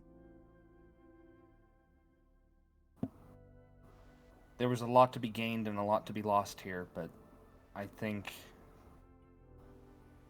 it turned out to be the best outcome that it could be for right now. Yes, I suppose you're right.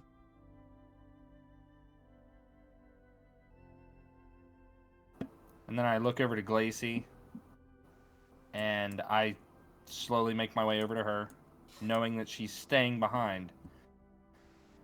And I offer my hand to her to thank her also for sticking with us through all of this and helping us through some very dire times in this starscape that we found ourselves in.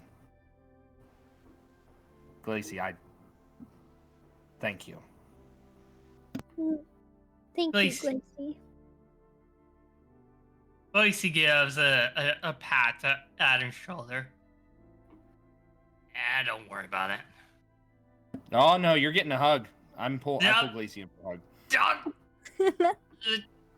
Iris, get in here. Get in here. Get in here. Come on. Okay.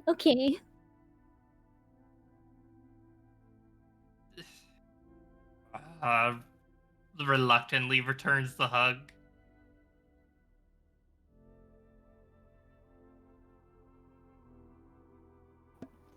I know that Glacy doesn't much care for that, but I'm not gonna get to see her again. And she's helped us through a lot. So that's coming from Adam's heart.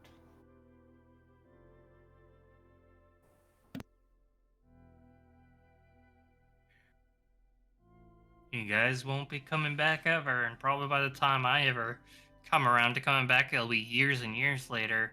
You'll be old, and she looks to Iris, will probably not be around. If I remember correctly, your species isn't long-lived. Well, I believe we live for as long as humans. Right. Right? Correct. Okay. That's fair. There's still the chance you could always come back with us. I could. But There is an answer to that. oh, Glacy looks to Iris. If I come back, does that mean I can work to try and be a part of your family?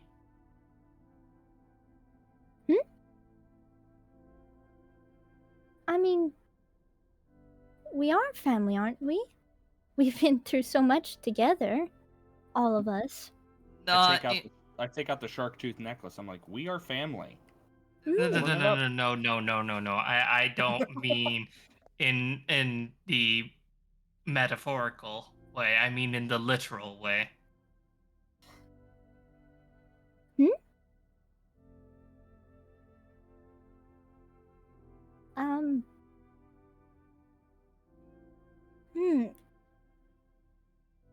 Glacy sort of tries to Americia missed a chance to be honest with herself, so I am being honest with myself towards you.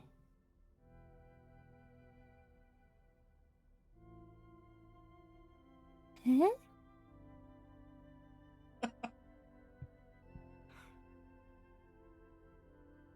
Yup. Hold on. Adam is visibly and noticeably confused. Iris is also visibly confused. Glacy, are you confessing to Iris? Me? No, well... Glacy, are you confessing to Iris? I finally get the chance to jab back at you. Are you confessing to Iris? Eh? Glacy immediately punches Adam hard in the shoulder. You shut your whore mouth. Ah, my bad shoulder. Uh, I'm gonna stagger over here. This. Okay, yeah, maybe. What? So what of it?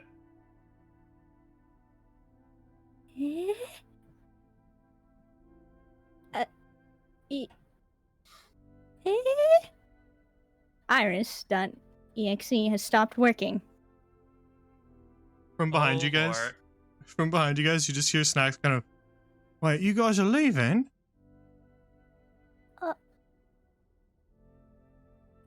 Iris turns around to Snacks. Oh. Well, yes, Snacks, well, me and Adam are returning from where we came from. For the record, chat, I did ask Iris first out of character before doing anything. I didn't just blurt it out. Okay, good. Snacks kind of just kind of looks a little stunned. I see. All right. I knew that was sort of your goal, but well, it seemed kind of far fetched. I thought maybe, we'd all go on a little quest and then you guys would end up, joining the Hawk. But no, I understand. Everybody's got a home, and you got to go back to it.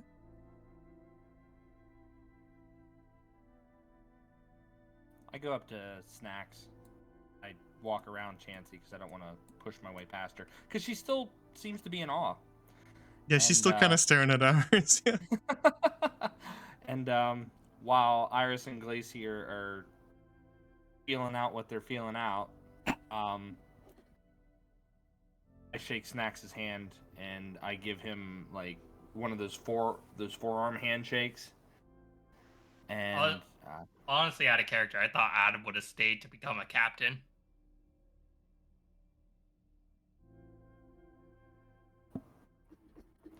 Adam doesn't know if he has what it takes to be a captain. He's always been a first mate. But I shake Snacks' arm, his hand, and I don't think we would have made it here without you, Snacks. Oh, well, you lot pulled your weight too. Kind of sniffles. I kind of chuckle and I get down on one knee and I tell him that should I ever make it back here, or if he should ever find his way back to our neck of the woods, I'm always willing to play another game with him. He kind of gives you a little chuckle. Yeah. Sounds like a good deal. Thank you, brother. Thank you. Got a bit too much gold jangling around in my pockets anyways. I'd lose it to you any day. Probably put it to better use.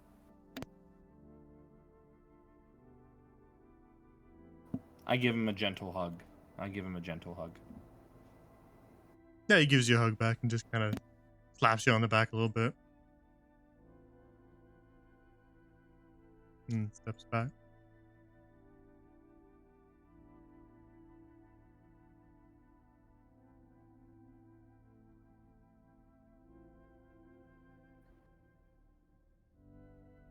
Now he turns towards Iris and just says,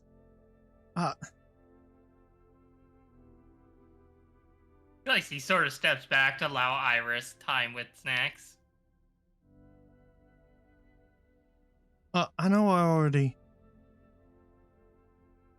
said thanks and all, but I feel like maybe I should say it again if this is goodbye.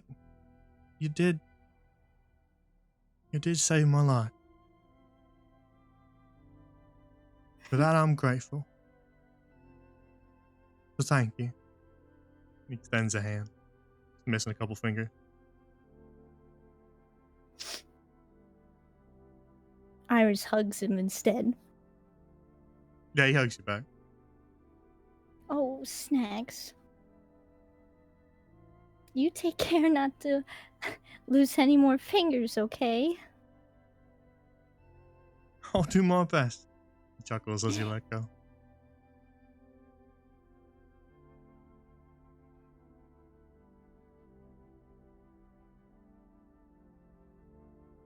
And he kind of gives you a little like salute and says, "Here's hoping you don't have to treat any more poison people, yeah?" Here's hoping. It's not fun. It's not fun. He says as he kind of sniffles a little bit. Oh.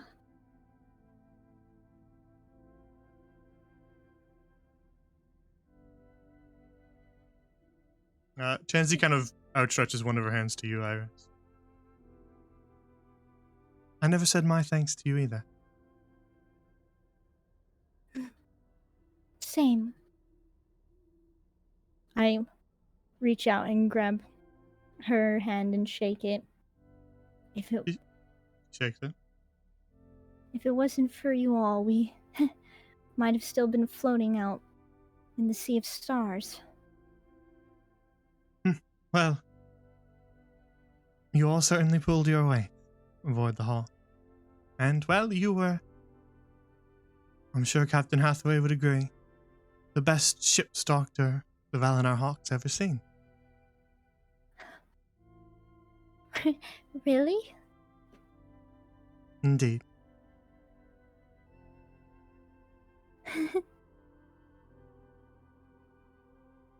Too bad the captain couldn't be here.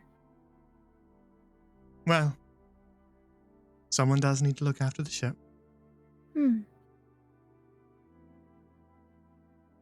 I'll pass on your goodbyes to him. Thank you.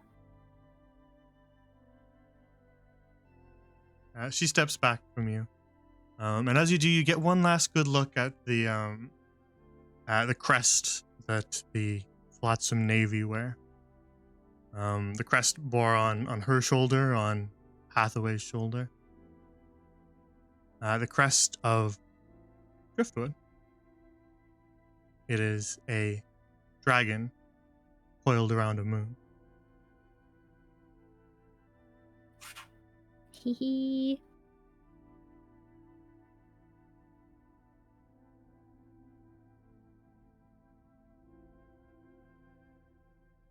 As you kind of look back towards Amarissa, you see that she's actually waded off into the well, into the center of the pool.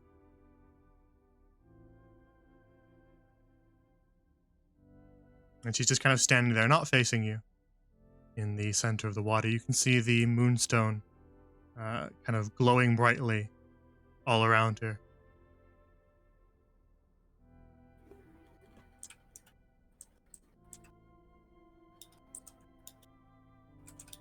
And she turns back Wait. towards... Go ahead. Lacey kind of looked at Iris. So, did you... Now that I've made a fool of myself, do you want me to come back or stay?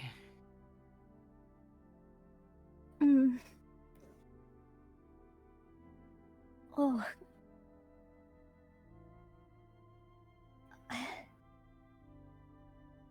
I don't know. I've never really had anyone ever confess to me before. And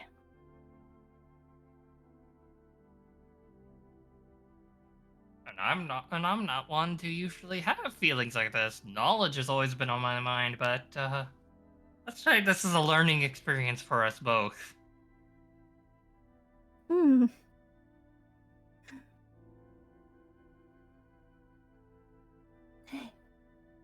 I'm just really not sure with everything that's happened.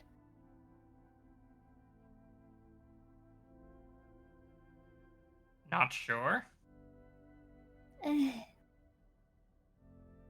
Did I do something wrong? No, you didn't do anything wrong. I think it was very brave of you to share your feelings.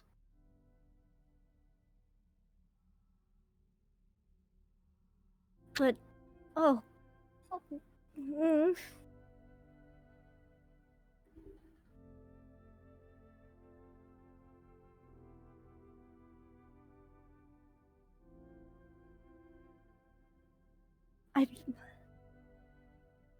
I just see you as a friend, Glacy. I oh, I don't want to hurt your feelings. I had a hunch that would be it. Oh, I'm so sorry, Glacy. Iris bows her head. I really do. Well, I'm flattered. Lacey holds out a hand, simply.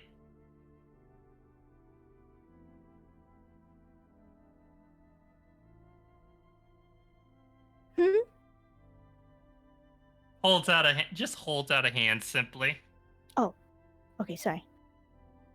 Iris stands back up straight and takes her hand.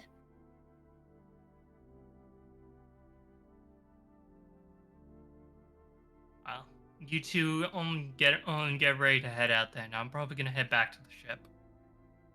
Hmm.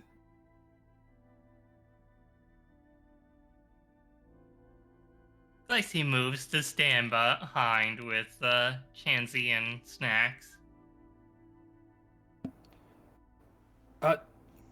Your Highness, Yes.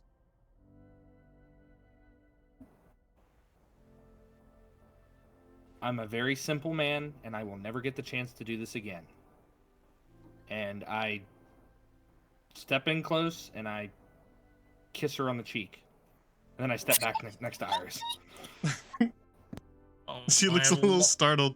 All right. Lacey then pinches her nose. Oh my god, is there something in the cave? There's something in the cave. Can we go? Chansey kind of turns to you, Glacy, and says, well, I would like to see them off. I lean over to Iris and I whisper, I kissed a princess.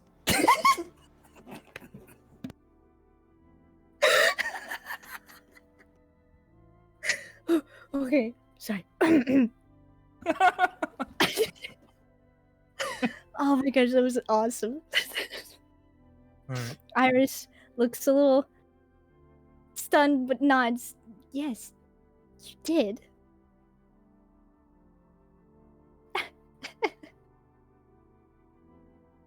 So Amaris is standing at the center of the pool in this glowing, shimmering water. Stares back at the two of you, her eyes now brightly glowing, and says, "Are you ready to go?"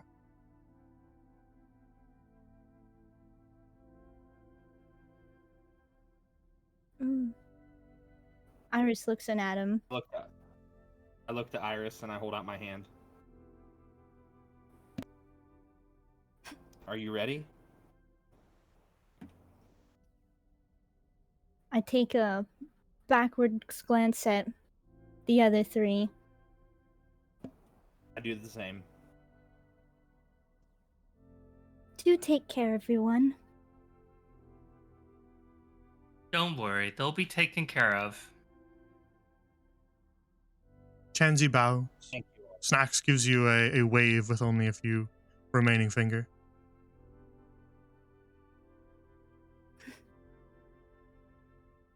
You turn back towards Amaristia. I take Adam's hand. Give Iris's hand a gentle squeeze, as if to silently say, we're going home. Very well. Then I would have you picture home. Whatever that is for you. The image needs to be strong in your mind for this to work.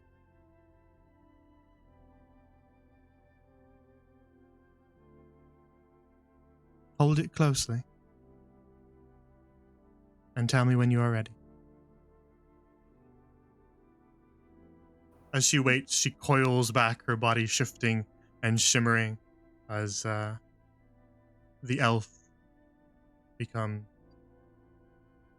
dragon once more.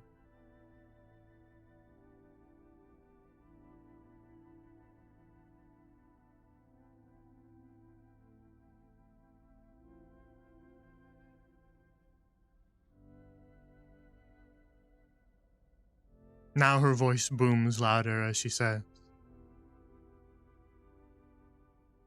"Are your preparations complete?"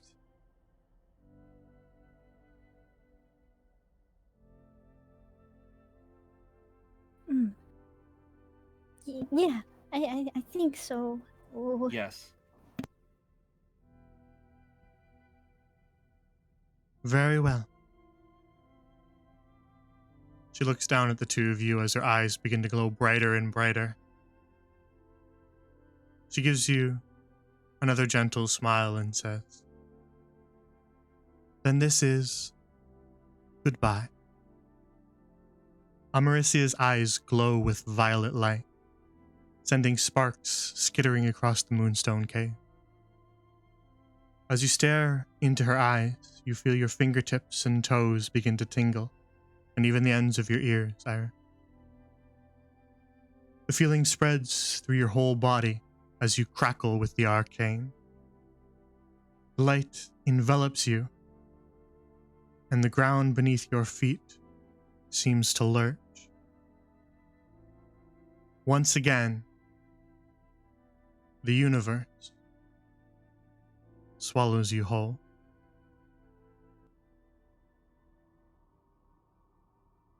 And with a burst of light, as Amaricia's eyes surge with energy, Adam and Iris disappear.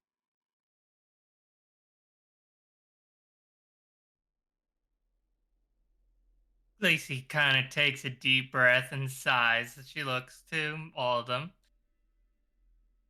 I do wish to go talk to the captain if that's all right with you two.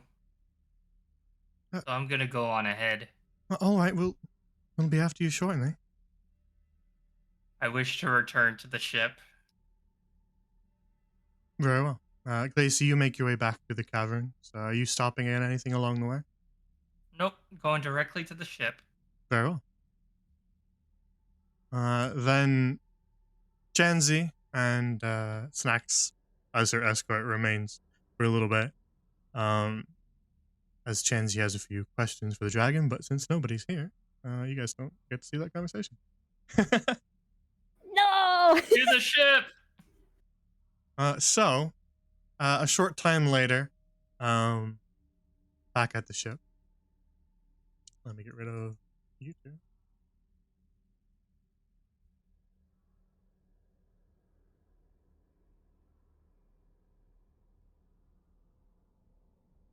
All right. And you're not here. And you're...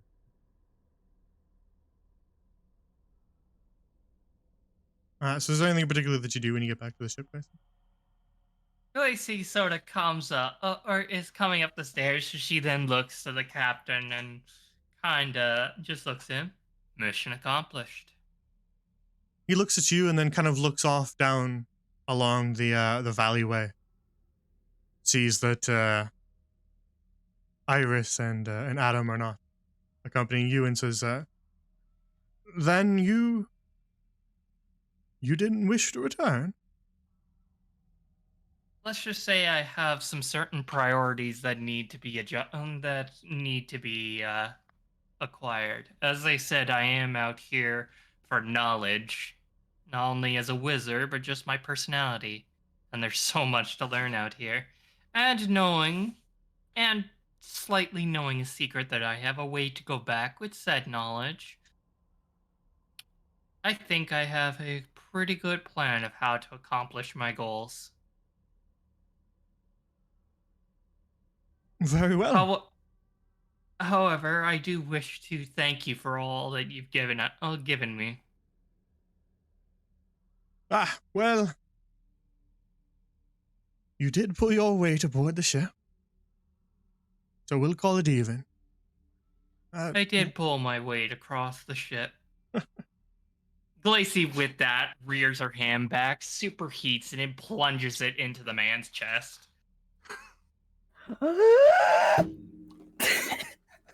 What? Is this a heel turn? Hmm? Is this a heel turn? Is that Heel what's turn? happening here? Are you Yeah. turning evil? Yes. Oh, Gla- Okay. Glacy dumps that was all of her magic into one explosive force inside the man's chest. Well, what spell is it? Scorching Ray at point blank range. All right, go for it. We're not gonna do a combat encounter. Just roll the damage. Yep. One. Oh, whoops. Has to be second level. One, two.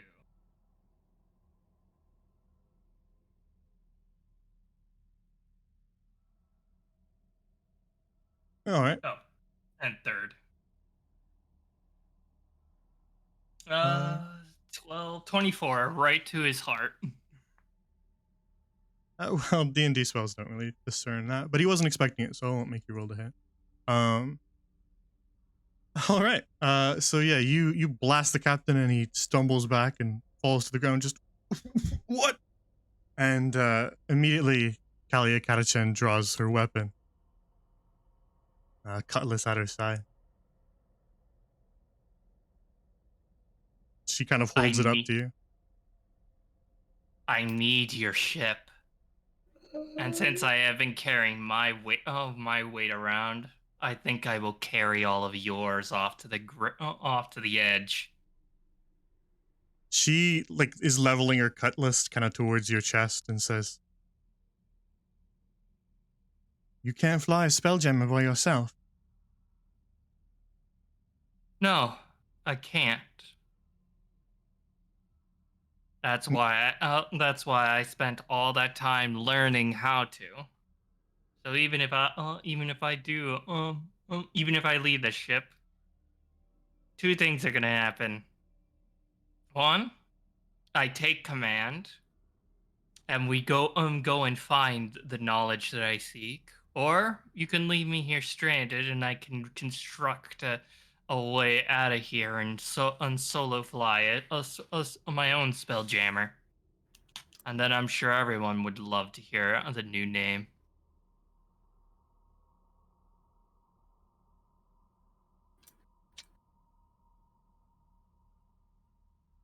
I'm not sure you understand. You can't fly a spelljammer by yourself. It doesn't work like that.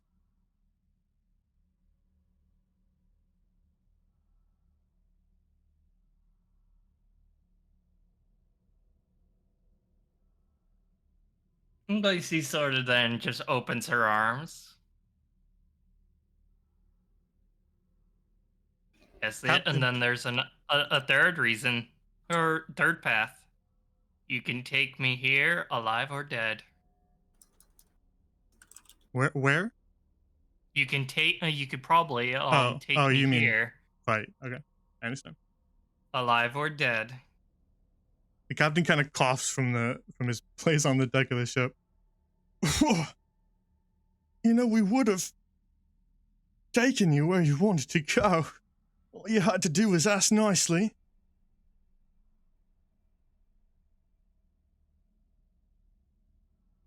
Kind of pulls himself up on the side of the railing there. There was a time when I thought we were friends.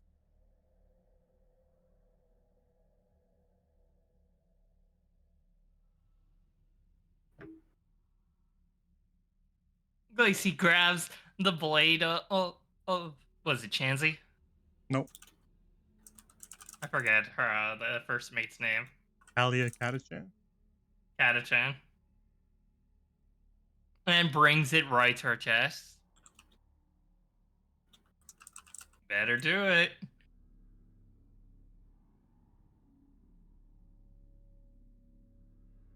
She glances at the captain. He looks conflicted, but he nods.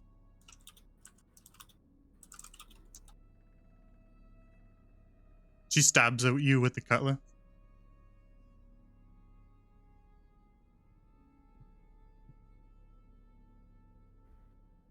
It's gonna hit you. What are you gonna say? I was gonna say, no wait, that's a reaction.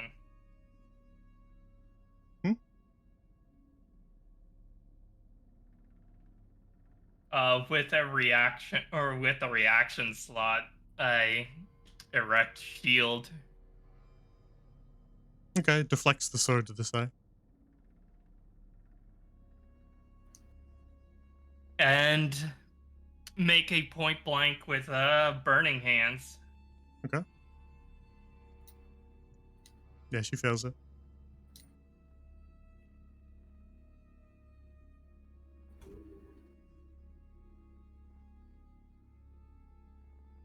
$11 to both of them because they're right in front. Mm-hmm. Yeah, she kind of stumbles back on fire. Captain is blasted too. They try to put out the fire. What do you do next? I draw the longsword. I wish to put them out of their misery. Okay. Just roll for damage. You're gonna have to roll for one of them. Roll for one. Damn, 3. All right. You only get the part of it as who are you aiming for? I was aiming for the captain to finish him off. All right. Yeah, you only kind of stab into his side with a minor wound as he kind of rolls a little bit out of the way. And as he kind of rolls out of the way, he kind of moves a little bit, and he pulls from his waist. To the modern mind, it would look like a grenade. It's sort of a small urn.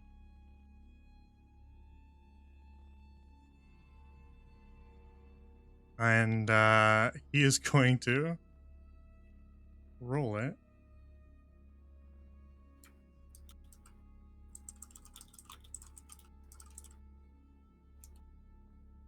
Right. There we go. No, that's the wrong one. That's too big. This one. He's gonna roll it right here. So that he misses Kalia, but he's gonna get himself in the blast so that he can get you. So that's gonna be a dex save, Lacey. Alright. Dex save. Yeah, no, that's a crit fail. Oh, Interesting. Oh, Oh, that's what you get. No. All right. Let's roll, because this is this is his big boy.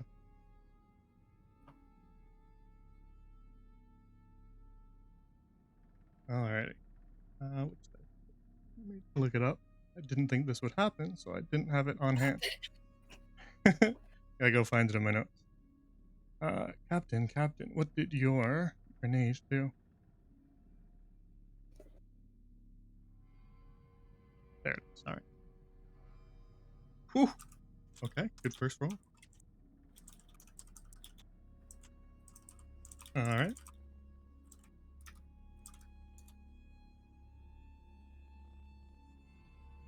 That is going to be a total of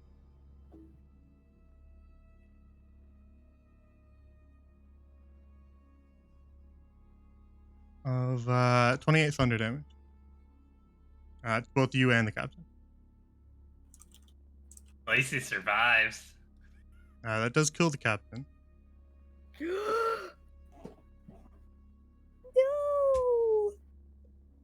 What is going on? No, Captain Hathaway, no! And it does Iris, we're not there. severely wound. No! Yeah, you guys can commentate. I don't mind. It does severely wound Lacey. Lacey then sort of just looks at the explosion while looking to the first mate. There seems to be a twist in her eyes, as her eyes had warped from a blue to a fiery red.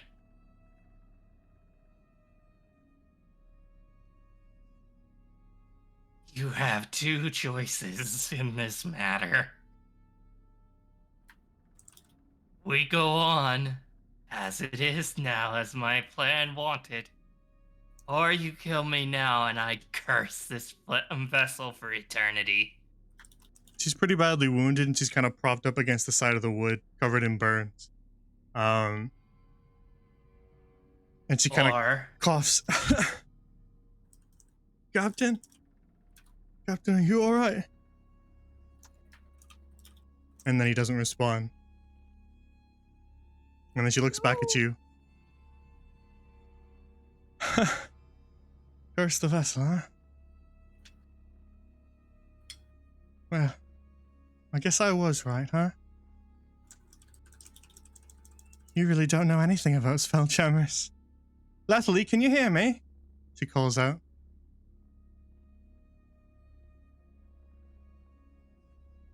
And suddenly, in a blast of mist,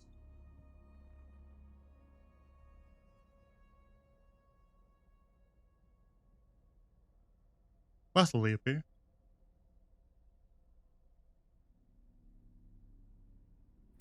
As the spelljammer of a spelljamming ship can see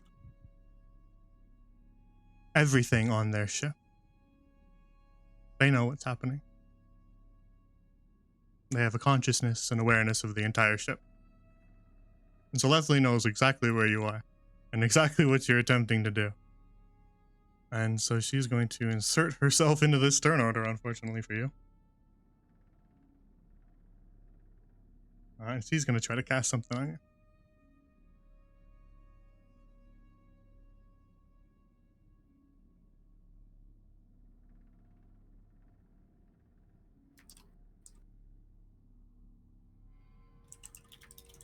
So, that is going to be...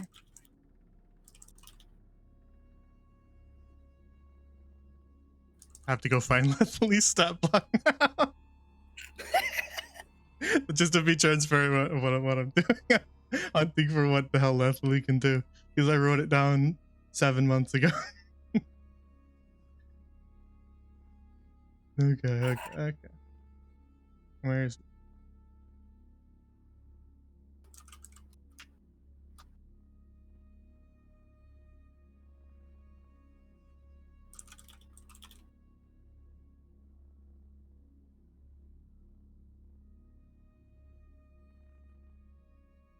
No.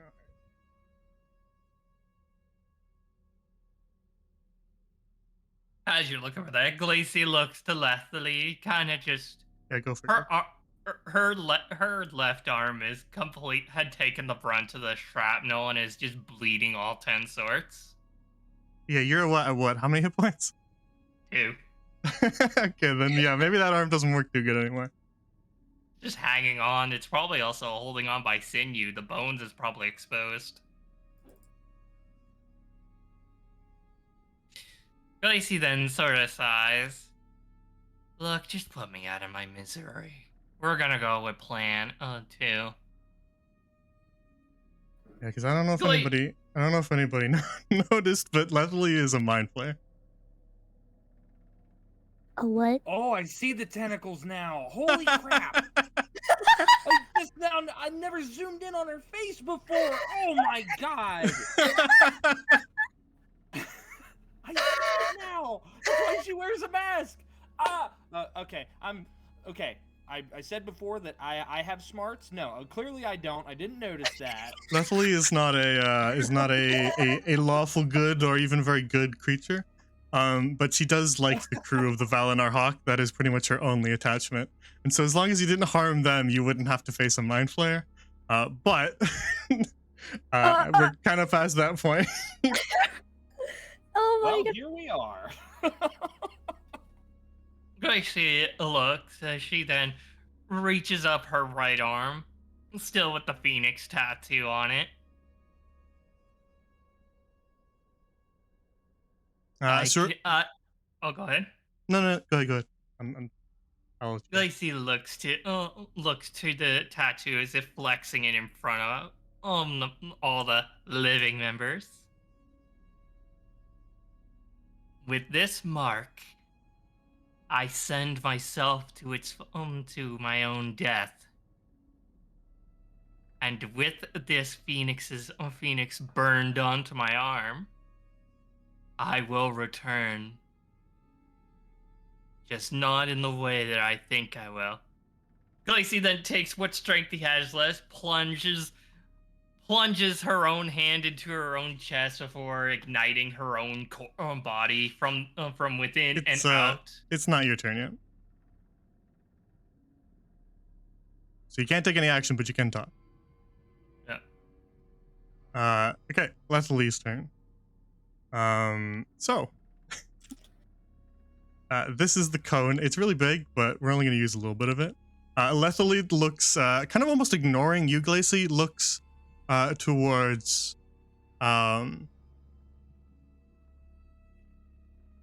Kalia, and just with her voice echoing in both your Glacy and Kalia's head, says,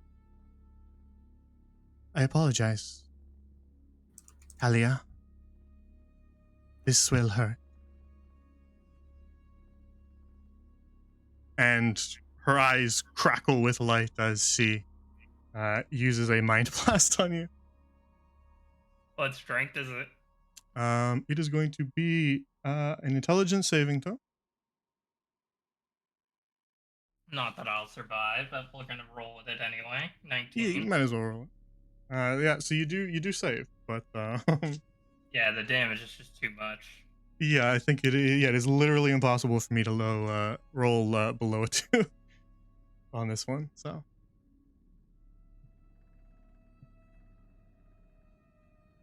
You asked on our last session what we would plan to do with our characters after the session. I have seeded on the curse. Your sea of stars is now haunted by a burning ghost. I did ask, I just didn't get an answer to the question. So yeah, that's going to be a 16.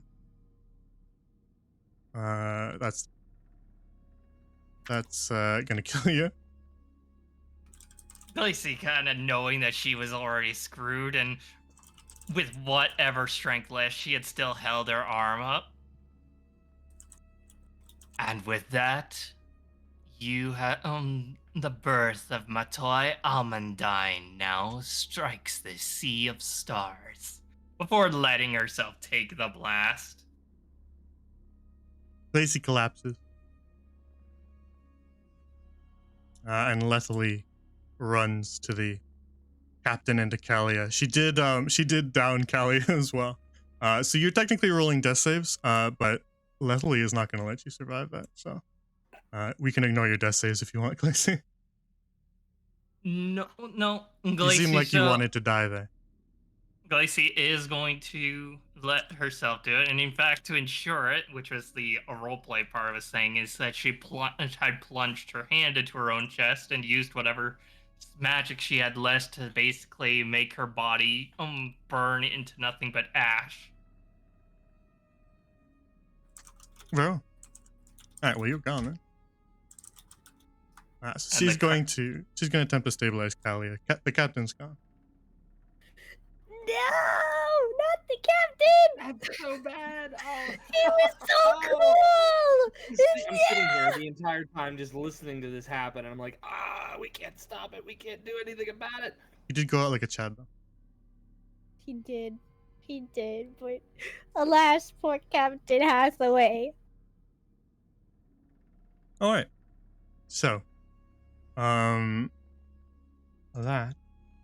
Let's roll. All right. Cool.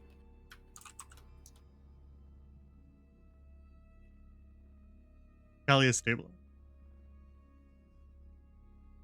but gonna have some bad scars. Captain did not make it. No. Rest in peace, Captain. Indeed. Rest in Reese's Pieces, Captain.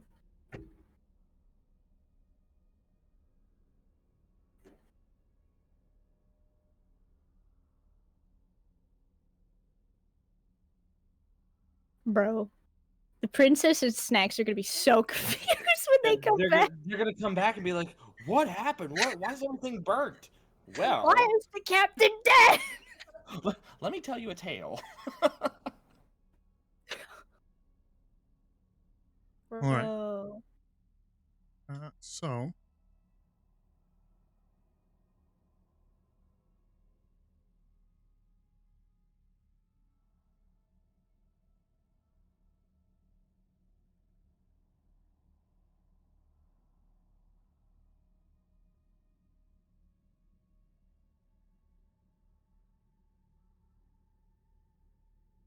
Lacey,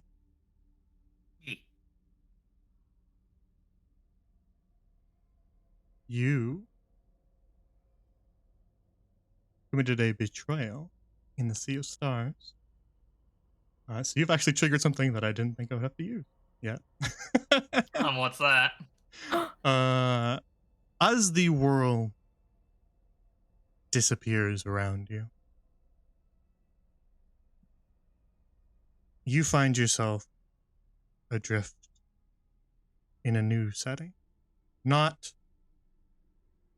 glimmering star, not an ocean, just empty, black, nothing.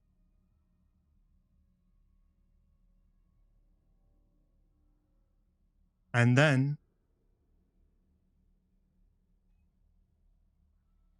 as life slips away and your essence disappears,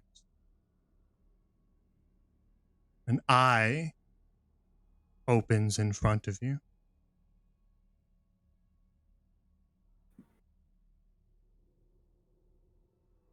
Its gaze bears down on you, sees straight through you, sees everything you ever were or ever could have been.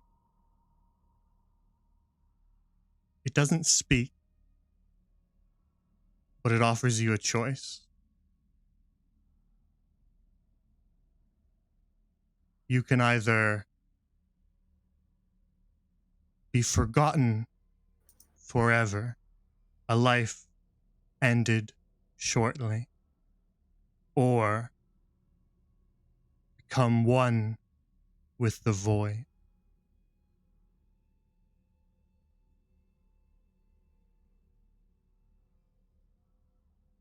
Considering what I've just done to curse this land in my own search of knowledge, if you can promise me that I can torment the sea, then I will do as you please. But you must call me Matoy from now on. The pact is made. The Watcher in the Void claims you. You will be reborn. The Dark Phoenix riseth!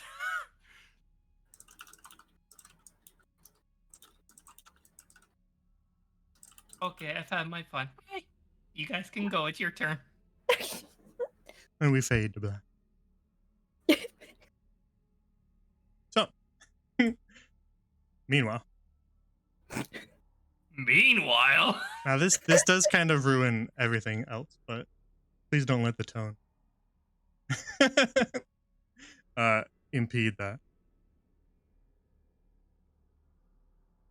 Bro, the captain's dead. But we don't know that. Man, That's true. they were really just gonna offer you like a place at the academy in Driftwood and like a place to live. And you really just said, nah. Good. Heck yeah, I'm gonna burn that bridge. That's what Lacey said. Back to here. Alright. So Meanwhile, the two of you. That was the dark ending. Now let's do the lighthearted ending. Pretend that thing didn't happen.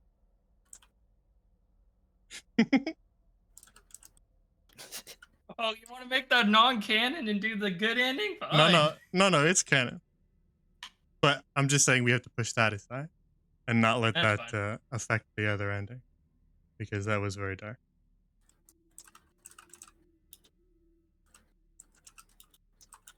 All right, let me close that. It's not blocking anymore. I don't that. Okay, let's shift gear.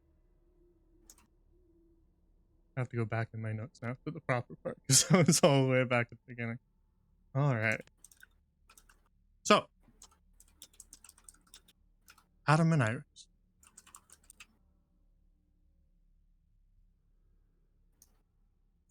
As there, peaceful music again. As the dragon casts her magic and has you vanish from Galahad's arrow,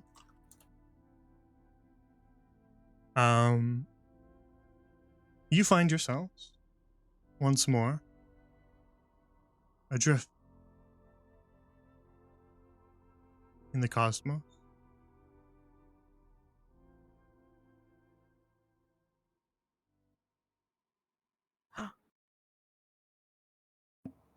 Whoa.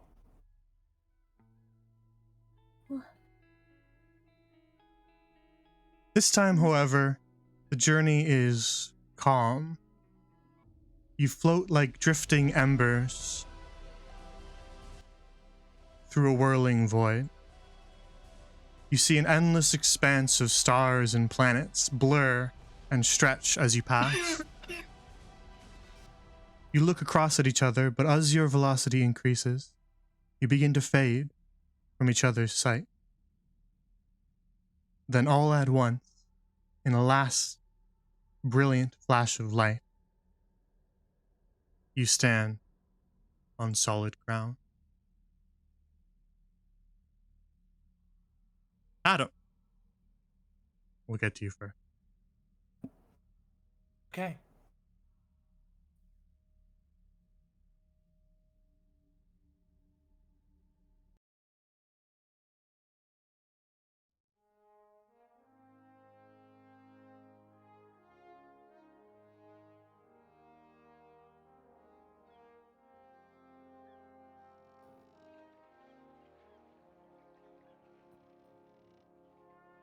Your boots touch down on a wooden pier. Gulls cry out as they weave between leaning masts. Dock workers and fishermen bustle along the streets of Portus Cassius, hauling crates of swordfish, grouper, and crested estocs.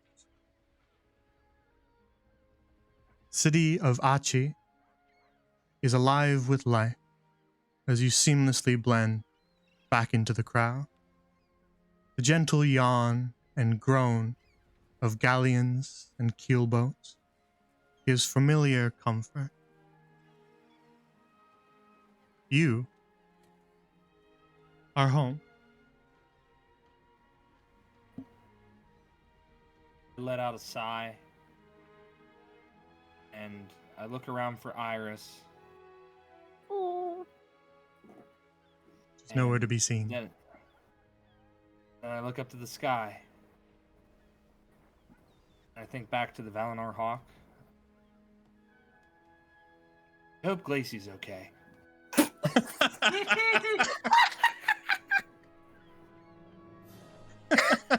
If only they knew. If only they knew.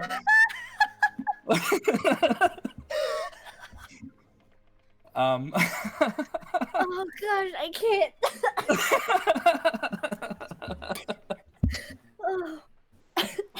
Oh.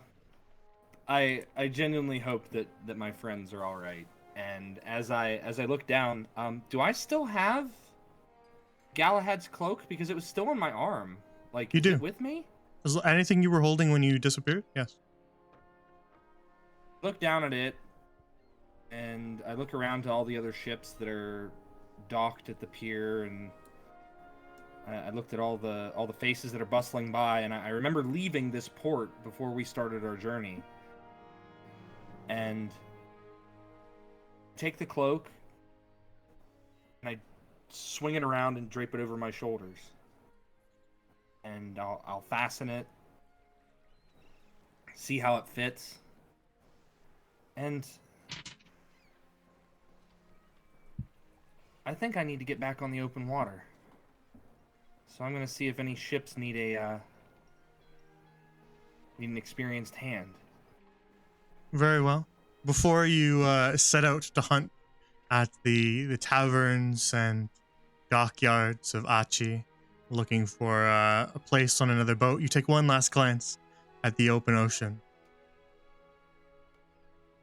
The whole world awaits. The ocean awaits. Meanwhile, Iris.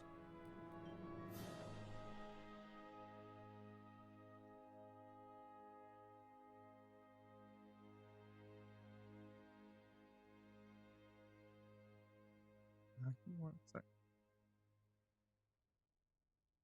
Perfect. Iris.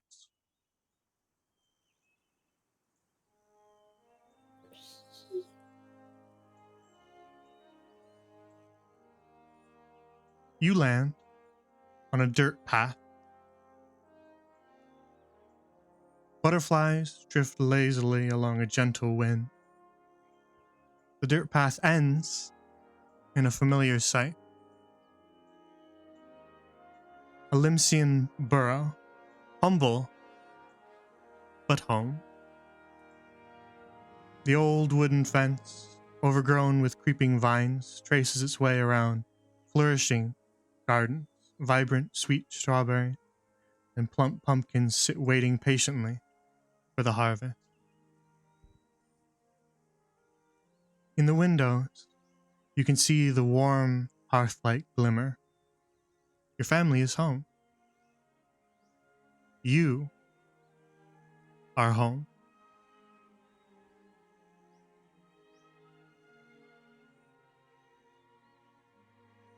Iris stands for a second, taking everything in.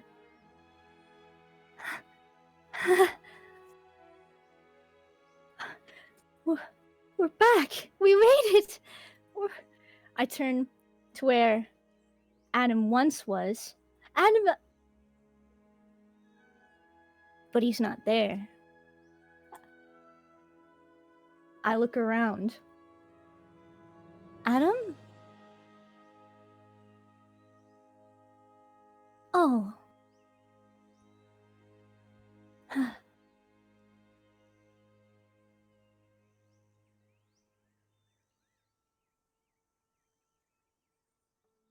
Oh. I guess that was goodbye then.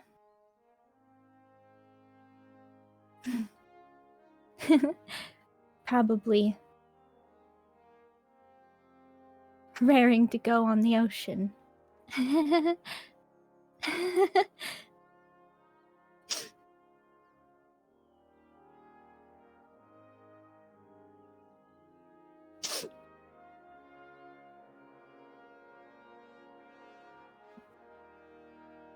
I start slowly moving forward. You make your way down the path towards your burrow.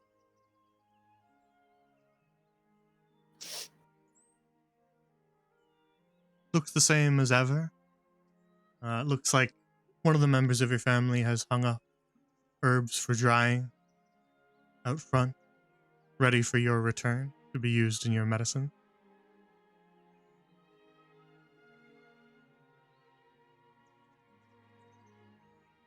I reach out and I put my hand on the fence.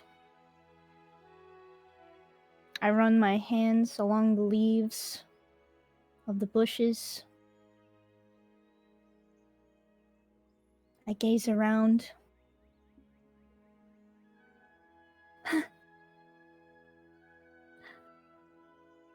It's good to be home.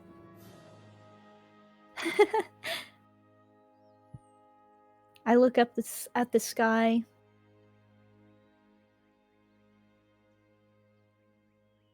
And I think about my friends.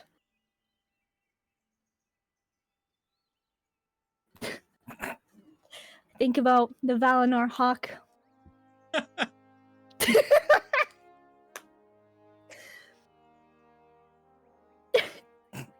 And I think about... Sorry. I'm sorry. Unaware of what has happened. I smile fondly as I think of the crew of the Valinor Hawk.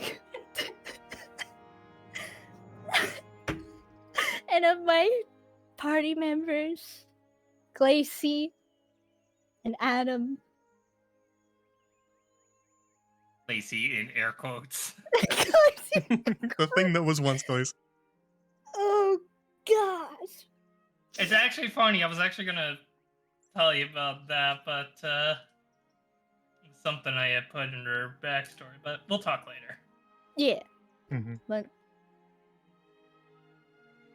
I think fondly of the family I made in the Sea of Stars.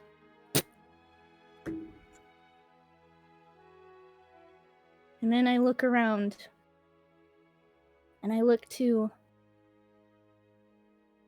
the warmly lit windows. I bring my hand to the necklace. The shark tooth necklace that hangs around.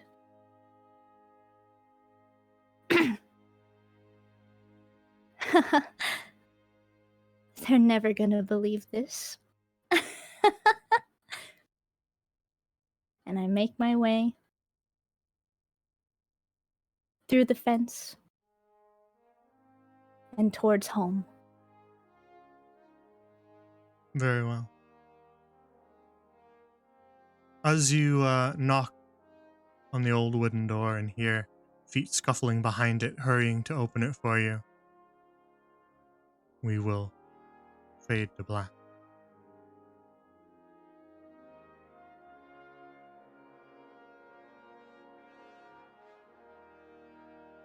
And so, our three adventurers, I won't say heroes because there's only two. Our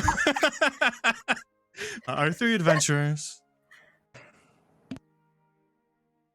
all arrive at a destination, though their paths differ greatly,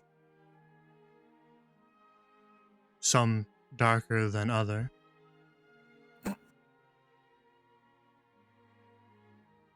No matter what their fate, for all three of them, a new horizon awaits.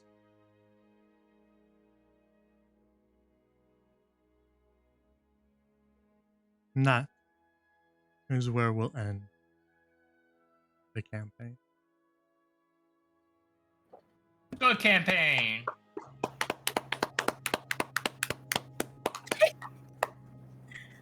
Thank you No. for That was DMing amazing. for that. DMing that, Gran. And I am apologetic for the crowd. How quote unquote Glacy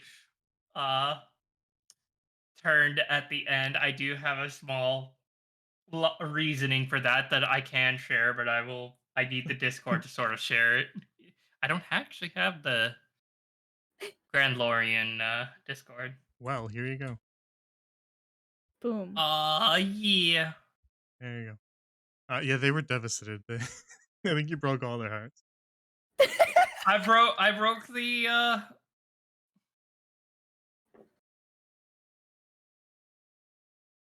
Bro. oh. All right. Bro. Captain Hathaway's dead. How dare you? How no? Bro, If Captain you give me Hathaway. if you give me a bit to explain, I will. But let Gran do his thing first. Oh, yeah.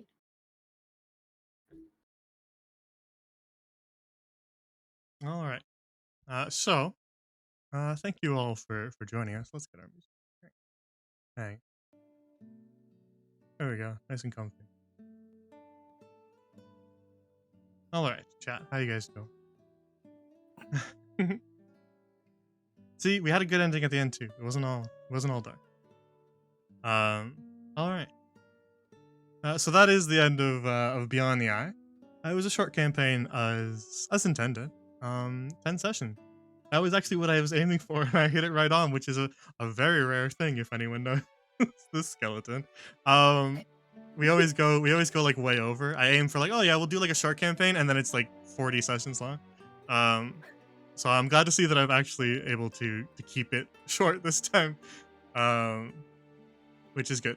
It was short, but it was sweet. Yeah, it ended up being a lot of fun. And you guys were a great group to DM for. So that just makes it a joy to write and to come to each session. So thank you for that. I ended up thank you liking for all of being your characters quite a lot.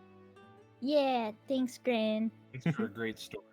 I will do this, and I kind of feel bad that I kind of do it, but it is lazy, but it isn't. It's sort of just a person who really hated her and wanted to get all of her glory. Well, don't tell them But too much. Don't tell them too much. Because I won't. I don't love to pull back the curtain. I like to end it where it is and not show too much behind the scenes. But B, that character ain't done yet.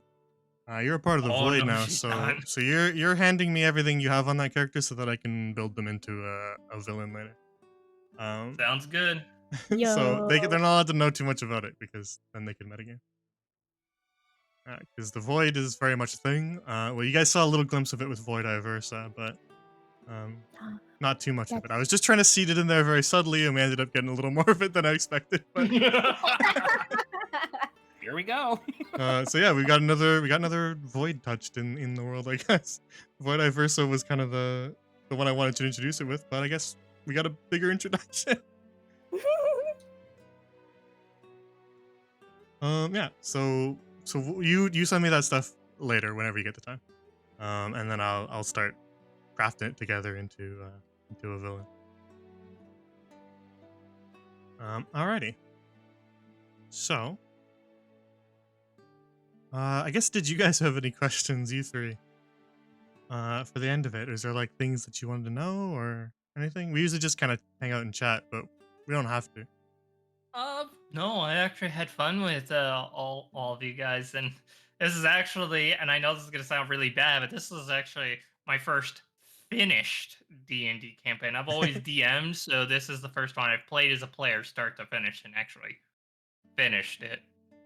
I'm always usually DM. Yeah, I get you. See, sometimes it's nice to just have like a shorter campaign and then it just wraps up and there's an ending.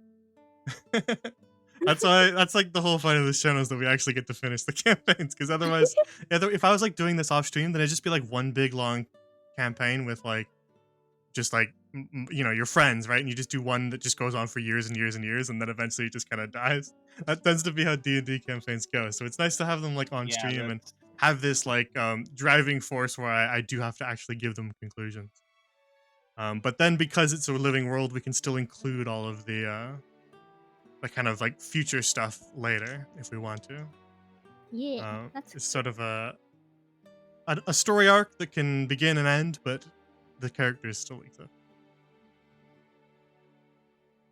So yeah.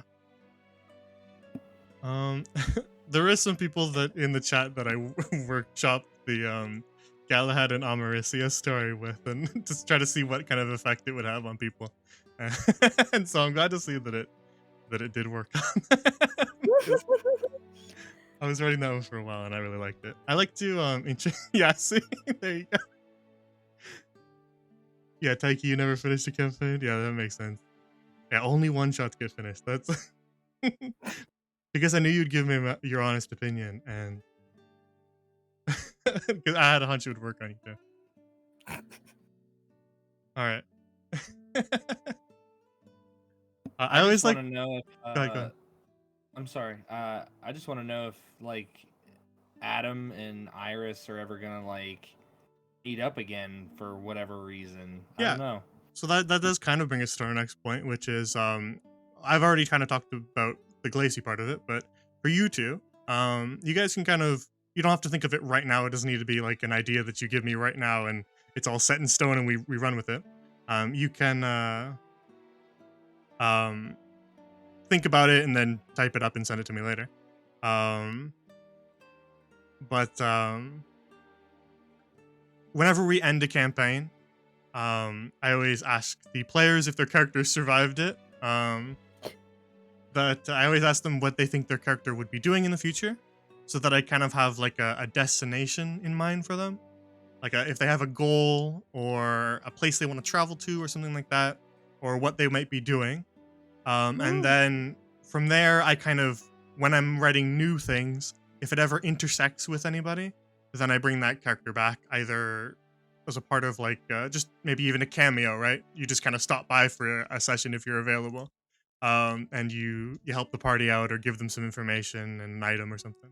Um, That's or if it intersects with a bunch of characters, then I might bring it back together and make another campaign if it's important enough. Like the Dreamwalker gang and the Whispers in the Woods gang are both going after the same type of demon, and so they kind of all connect back in to each other. And so that kind of thing. If they're all kind of going after the same goal, cool. That's um, fantastic. I love that. so you guys can Yeah. give me what you think your characters would be doing. They don't have to have like a quest. It can just be like, oh, I would hang around this area and do blank. It can just be like I keep Oh, doing what my normal business is, or it can be I travel to a location, and then if you're ever there, then you could cameo in that location. It could be I like, for example, this doesn't have to be yours, Adam, but for example, if you're like, oh, I want to figure out what this crest is on Galahad's cloak, then that could be what you do. Things like that. ooh. I like it. And in rare cases, the end is you give me your character information and I turn you into a villain, Alec Lacey. Doesn't happen that I often, said and I'm always very happy about it. So Oh my gosh, bro. Actually, I do have another question, and okay. it's a points question. I spent my points to give myself to give us inspiration. You said I couldn't do that, and I never got those points refunded. I don't think I'll Oh, ever get them refunded. I didn't even know I could refund points. you No, can. I was like, I spent 9,000 points inspiration for the party, and you're like, no, you can't do that to yourselves. I was like, crap. I genuinely didn't know I could even refund them. I don't look at points Yeah. too much. All right, well, I apologize for that. I don't think it can happen now. It's okay. You know what? That's fine. I tried. I give it the good old college try and say, yeah, we did it. No, it didn't work. It's fine.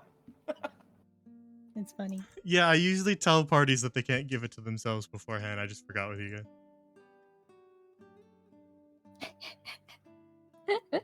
That's funny. Alrighty. Yeah, so we can wrap up here if we want. I usually just kind of extend it to you guys to if you have any ideas right now, or if you want to like ask some random question about something you want clarified in the campaign. Things like that. I allow that. You can do that. Nothing at the moment. Oh, I don't know, but I'm full of art ideas now. I'm Well, so yeah, I'm sure everyone would love to see them. So if you do finish any of it, even if it's just like a sketch or something like that, totally throw it in the art channel in the Discord because everyone will love to see it. funny that you should mention that. I've been working on a sketch of Iris actually. Oh yeah, I have, yeah. very nice. Yeah, I can't wait to see. Same. Yeah, there's so much good art in the art channel. It's the best. It's honestly, let's be honest, it's the best channel. Oh um, my. Yeah. So, we can wrap up here. You guys send me what you have in your head. You can workshop it. And I'll tell you if it's doable, or if you have any questions or anything that you need to know about when you decide on stuff, ask them to me on Discord. Yeah, shoot me your questions, or if you just want to bounce something off me and I can add my input, it's all good. And Oh, yeah. real quick, I actually been meaning to ask you. Iris has a space potato and moon melons. Mm-hmm. Is she allowed to grow those in her Yeah, garden? you could try to harvest some of the seed. Yes. Space potato and the moon melon. Is it the moon melons, or what were they called again? Yep, that was it. I think they were just moon melons. From the notes that I have, it was just moon melons. Moon melons. Got Those it. ones, astronomer, and then moon melons. those ones will be a bit unique to try to harvest because they need nighttime instead of sun. Ooh. So that should be interesting. Heck yeah. I had a question also. Like, Adam's goggles, like, with a warlock, they're supposed to have, like, a focus crystal or something like that. And I always had them as, like, my focus crystal were the lenses in my goggles. Like, what if, would it have been possible to have had, like, some of that, that crystal from the comet, and then they ended up replacing my goggles? Like, not the goggles, but the lenses. If not, that's cool. I just thought about it. It popped into my head. Yeah, I was kind of thinking that someone would try to ask Amarisia for some moonstone. I was considering that, but I always try to like think of things. Oh, I wonder what the party will do, and then I like, jot down a couple notes just to remember things of like plans. And I figured that maybe someone would ask her for some. But no one actually asked her for any. But in the chaos of a fight, I'd be reasonable enough to say that maybe a small piece of it fell into your pocket. And you kind of realize that a little later as you're walking through Achi, you realize that some of it slipped in there. A big enough chunk Okay. just to enhance the lenses. Okay, nice. You'd have to find a pretty good craftsman, but well, mine were gifted to me from my patron, so I'll have to find a craftsman to do that. Indeed, yeah. You'd have to find someone who kind of knows about magic to kind of really help you with that, but there's people around. That's really cool. That is really cool. So yeah, you can have purple glasses instead. That's cool. Yeah, sure. I'd be down for that. That's reasonable. Alrighty. So we have been going for 3 hours, so we can wrap up here. Yeah. I'll let you guys do your thing first, so that if you have to head out, you can. So, starting with Glacy, where can everybody find you? Hello, you can find me at Sorceress Glacy on all forms of media: YouTube, Twitter, Twitch. I should be getting a link tree eventually, yeah, but yeah, this will be the last session. You all are welcome to follow me there for mostly Final Fantasy stuff and potentially Warhammer things. Ooh. Alrighty. And Jotun, where can they find you? Well, hello everyone. My name is Jotun Redwolf, and I played Adam Autumns in this wonderful campaign. You guys can find me here on Twitch at twitch.tv/Jotun Redwolf, or you can find me on Twitter at Jotun Redwolf CH for channel. I really hope to be part of more campaigns. This was a blast. I cannot tell you how much fun I've had over the course of these several weeks. So, thank you all very much for watching us, and thank you for DMing for us. And last but not least, Rika. I almost typed exclamation mark Iris. That's how much you melded with the character. That's how in character you were. Rika.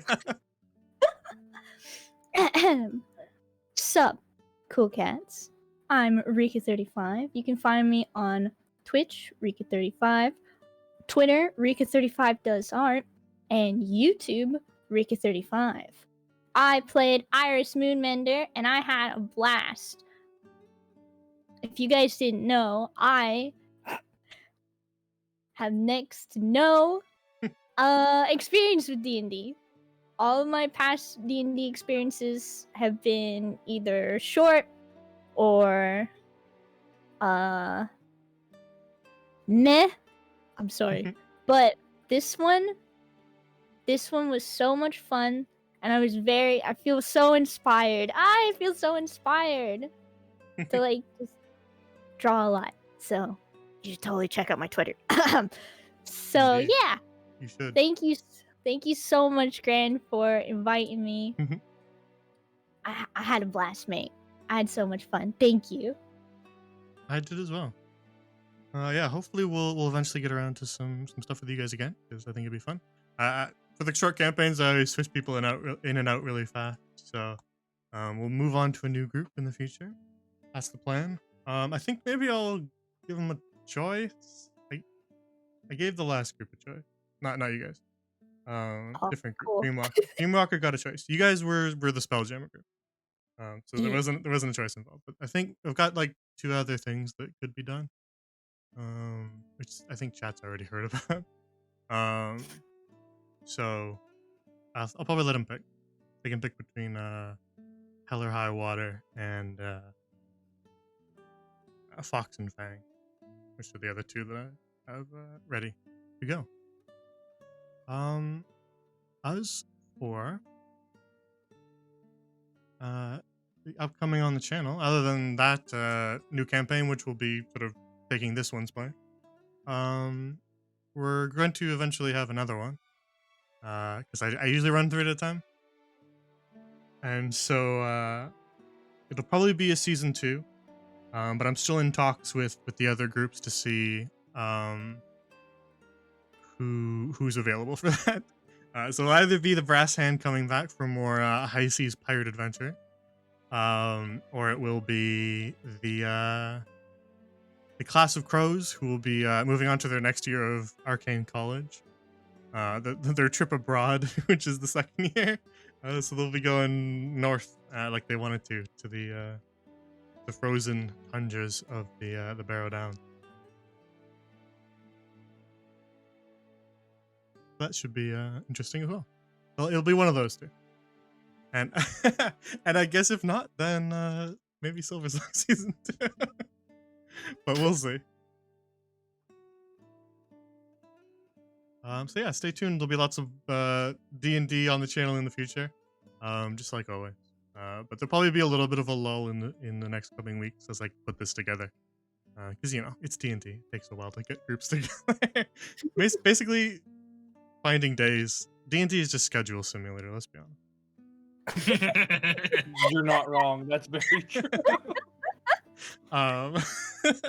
So once it gets together, then we'll get them started and we'll get some more campaigns going. But for now, maybe it'll just be Dreamwalker on Fridays.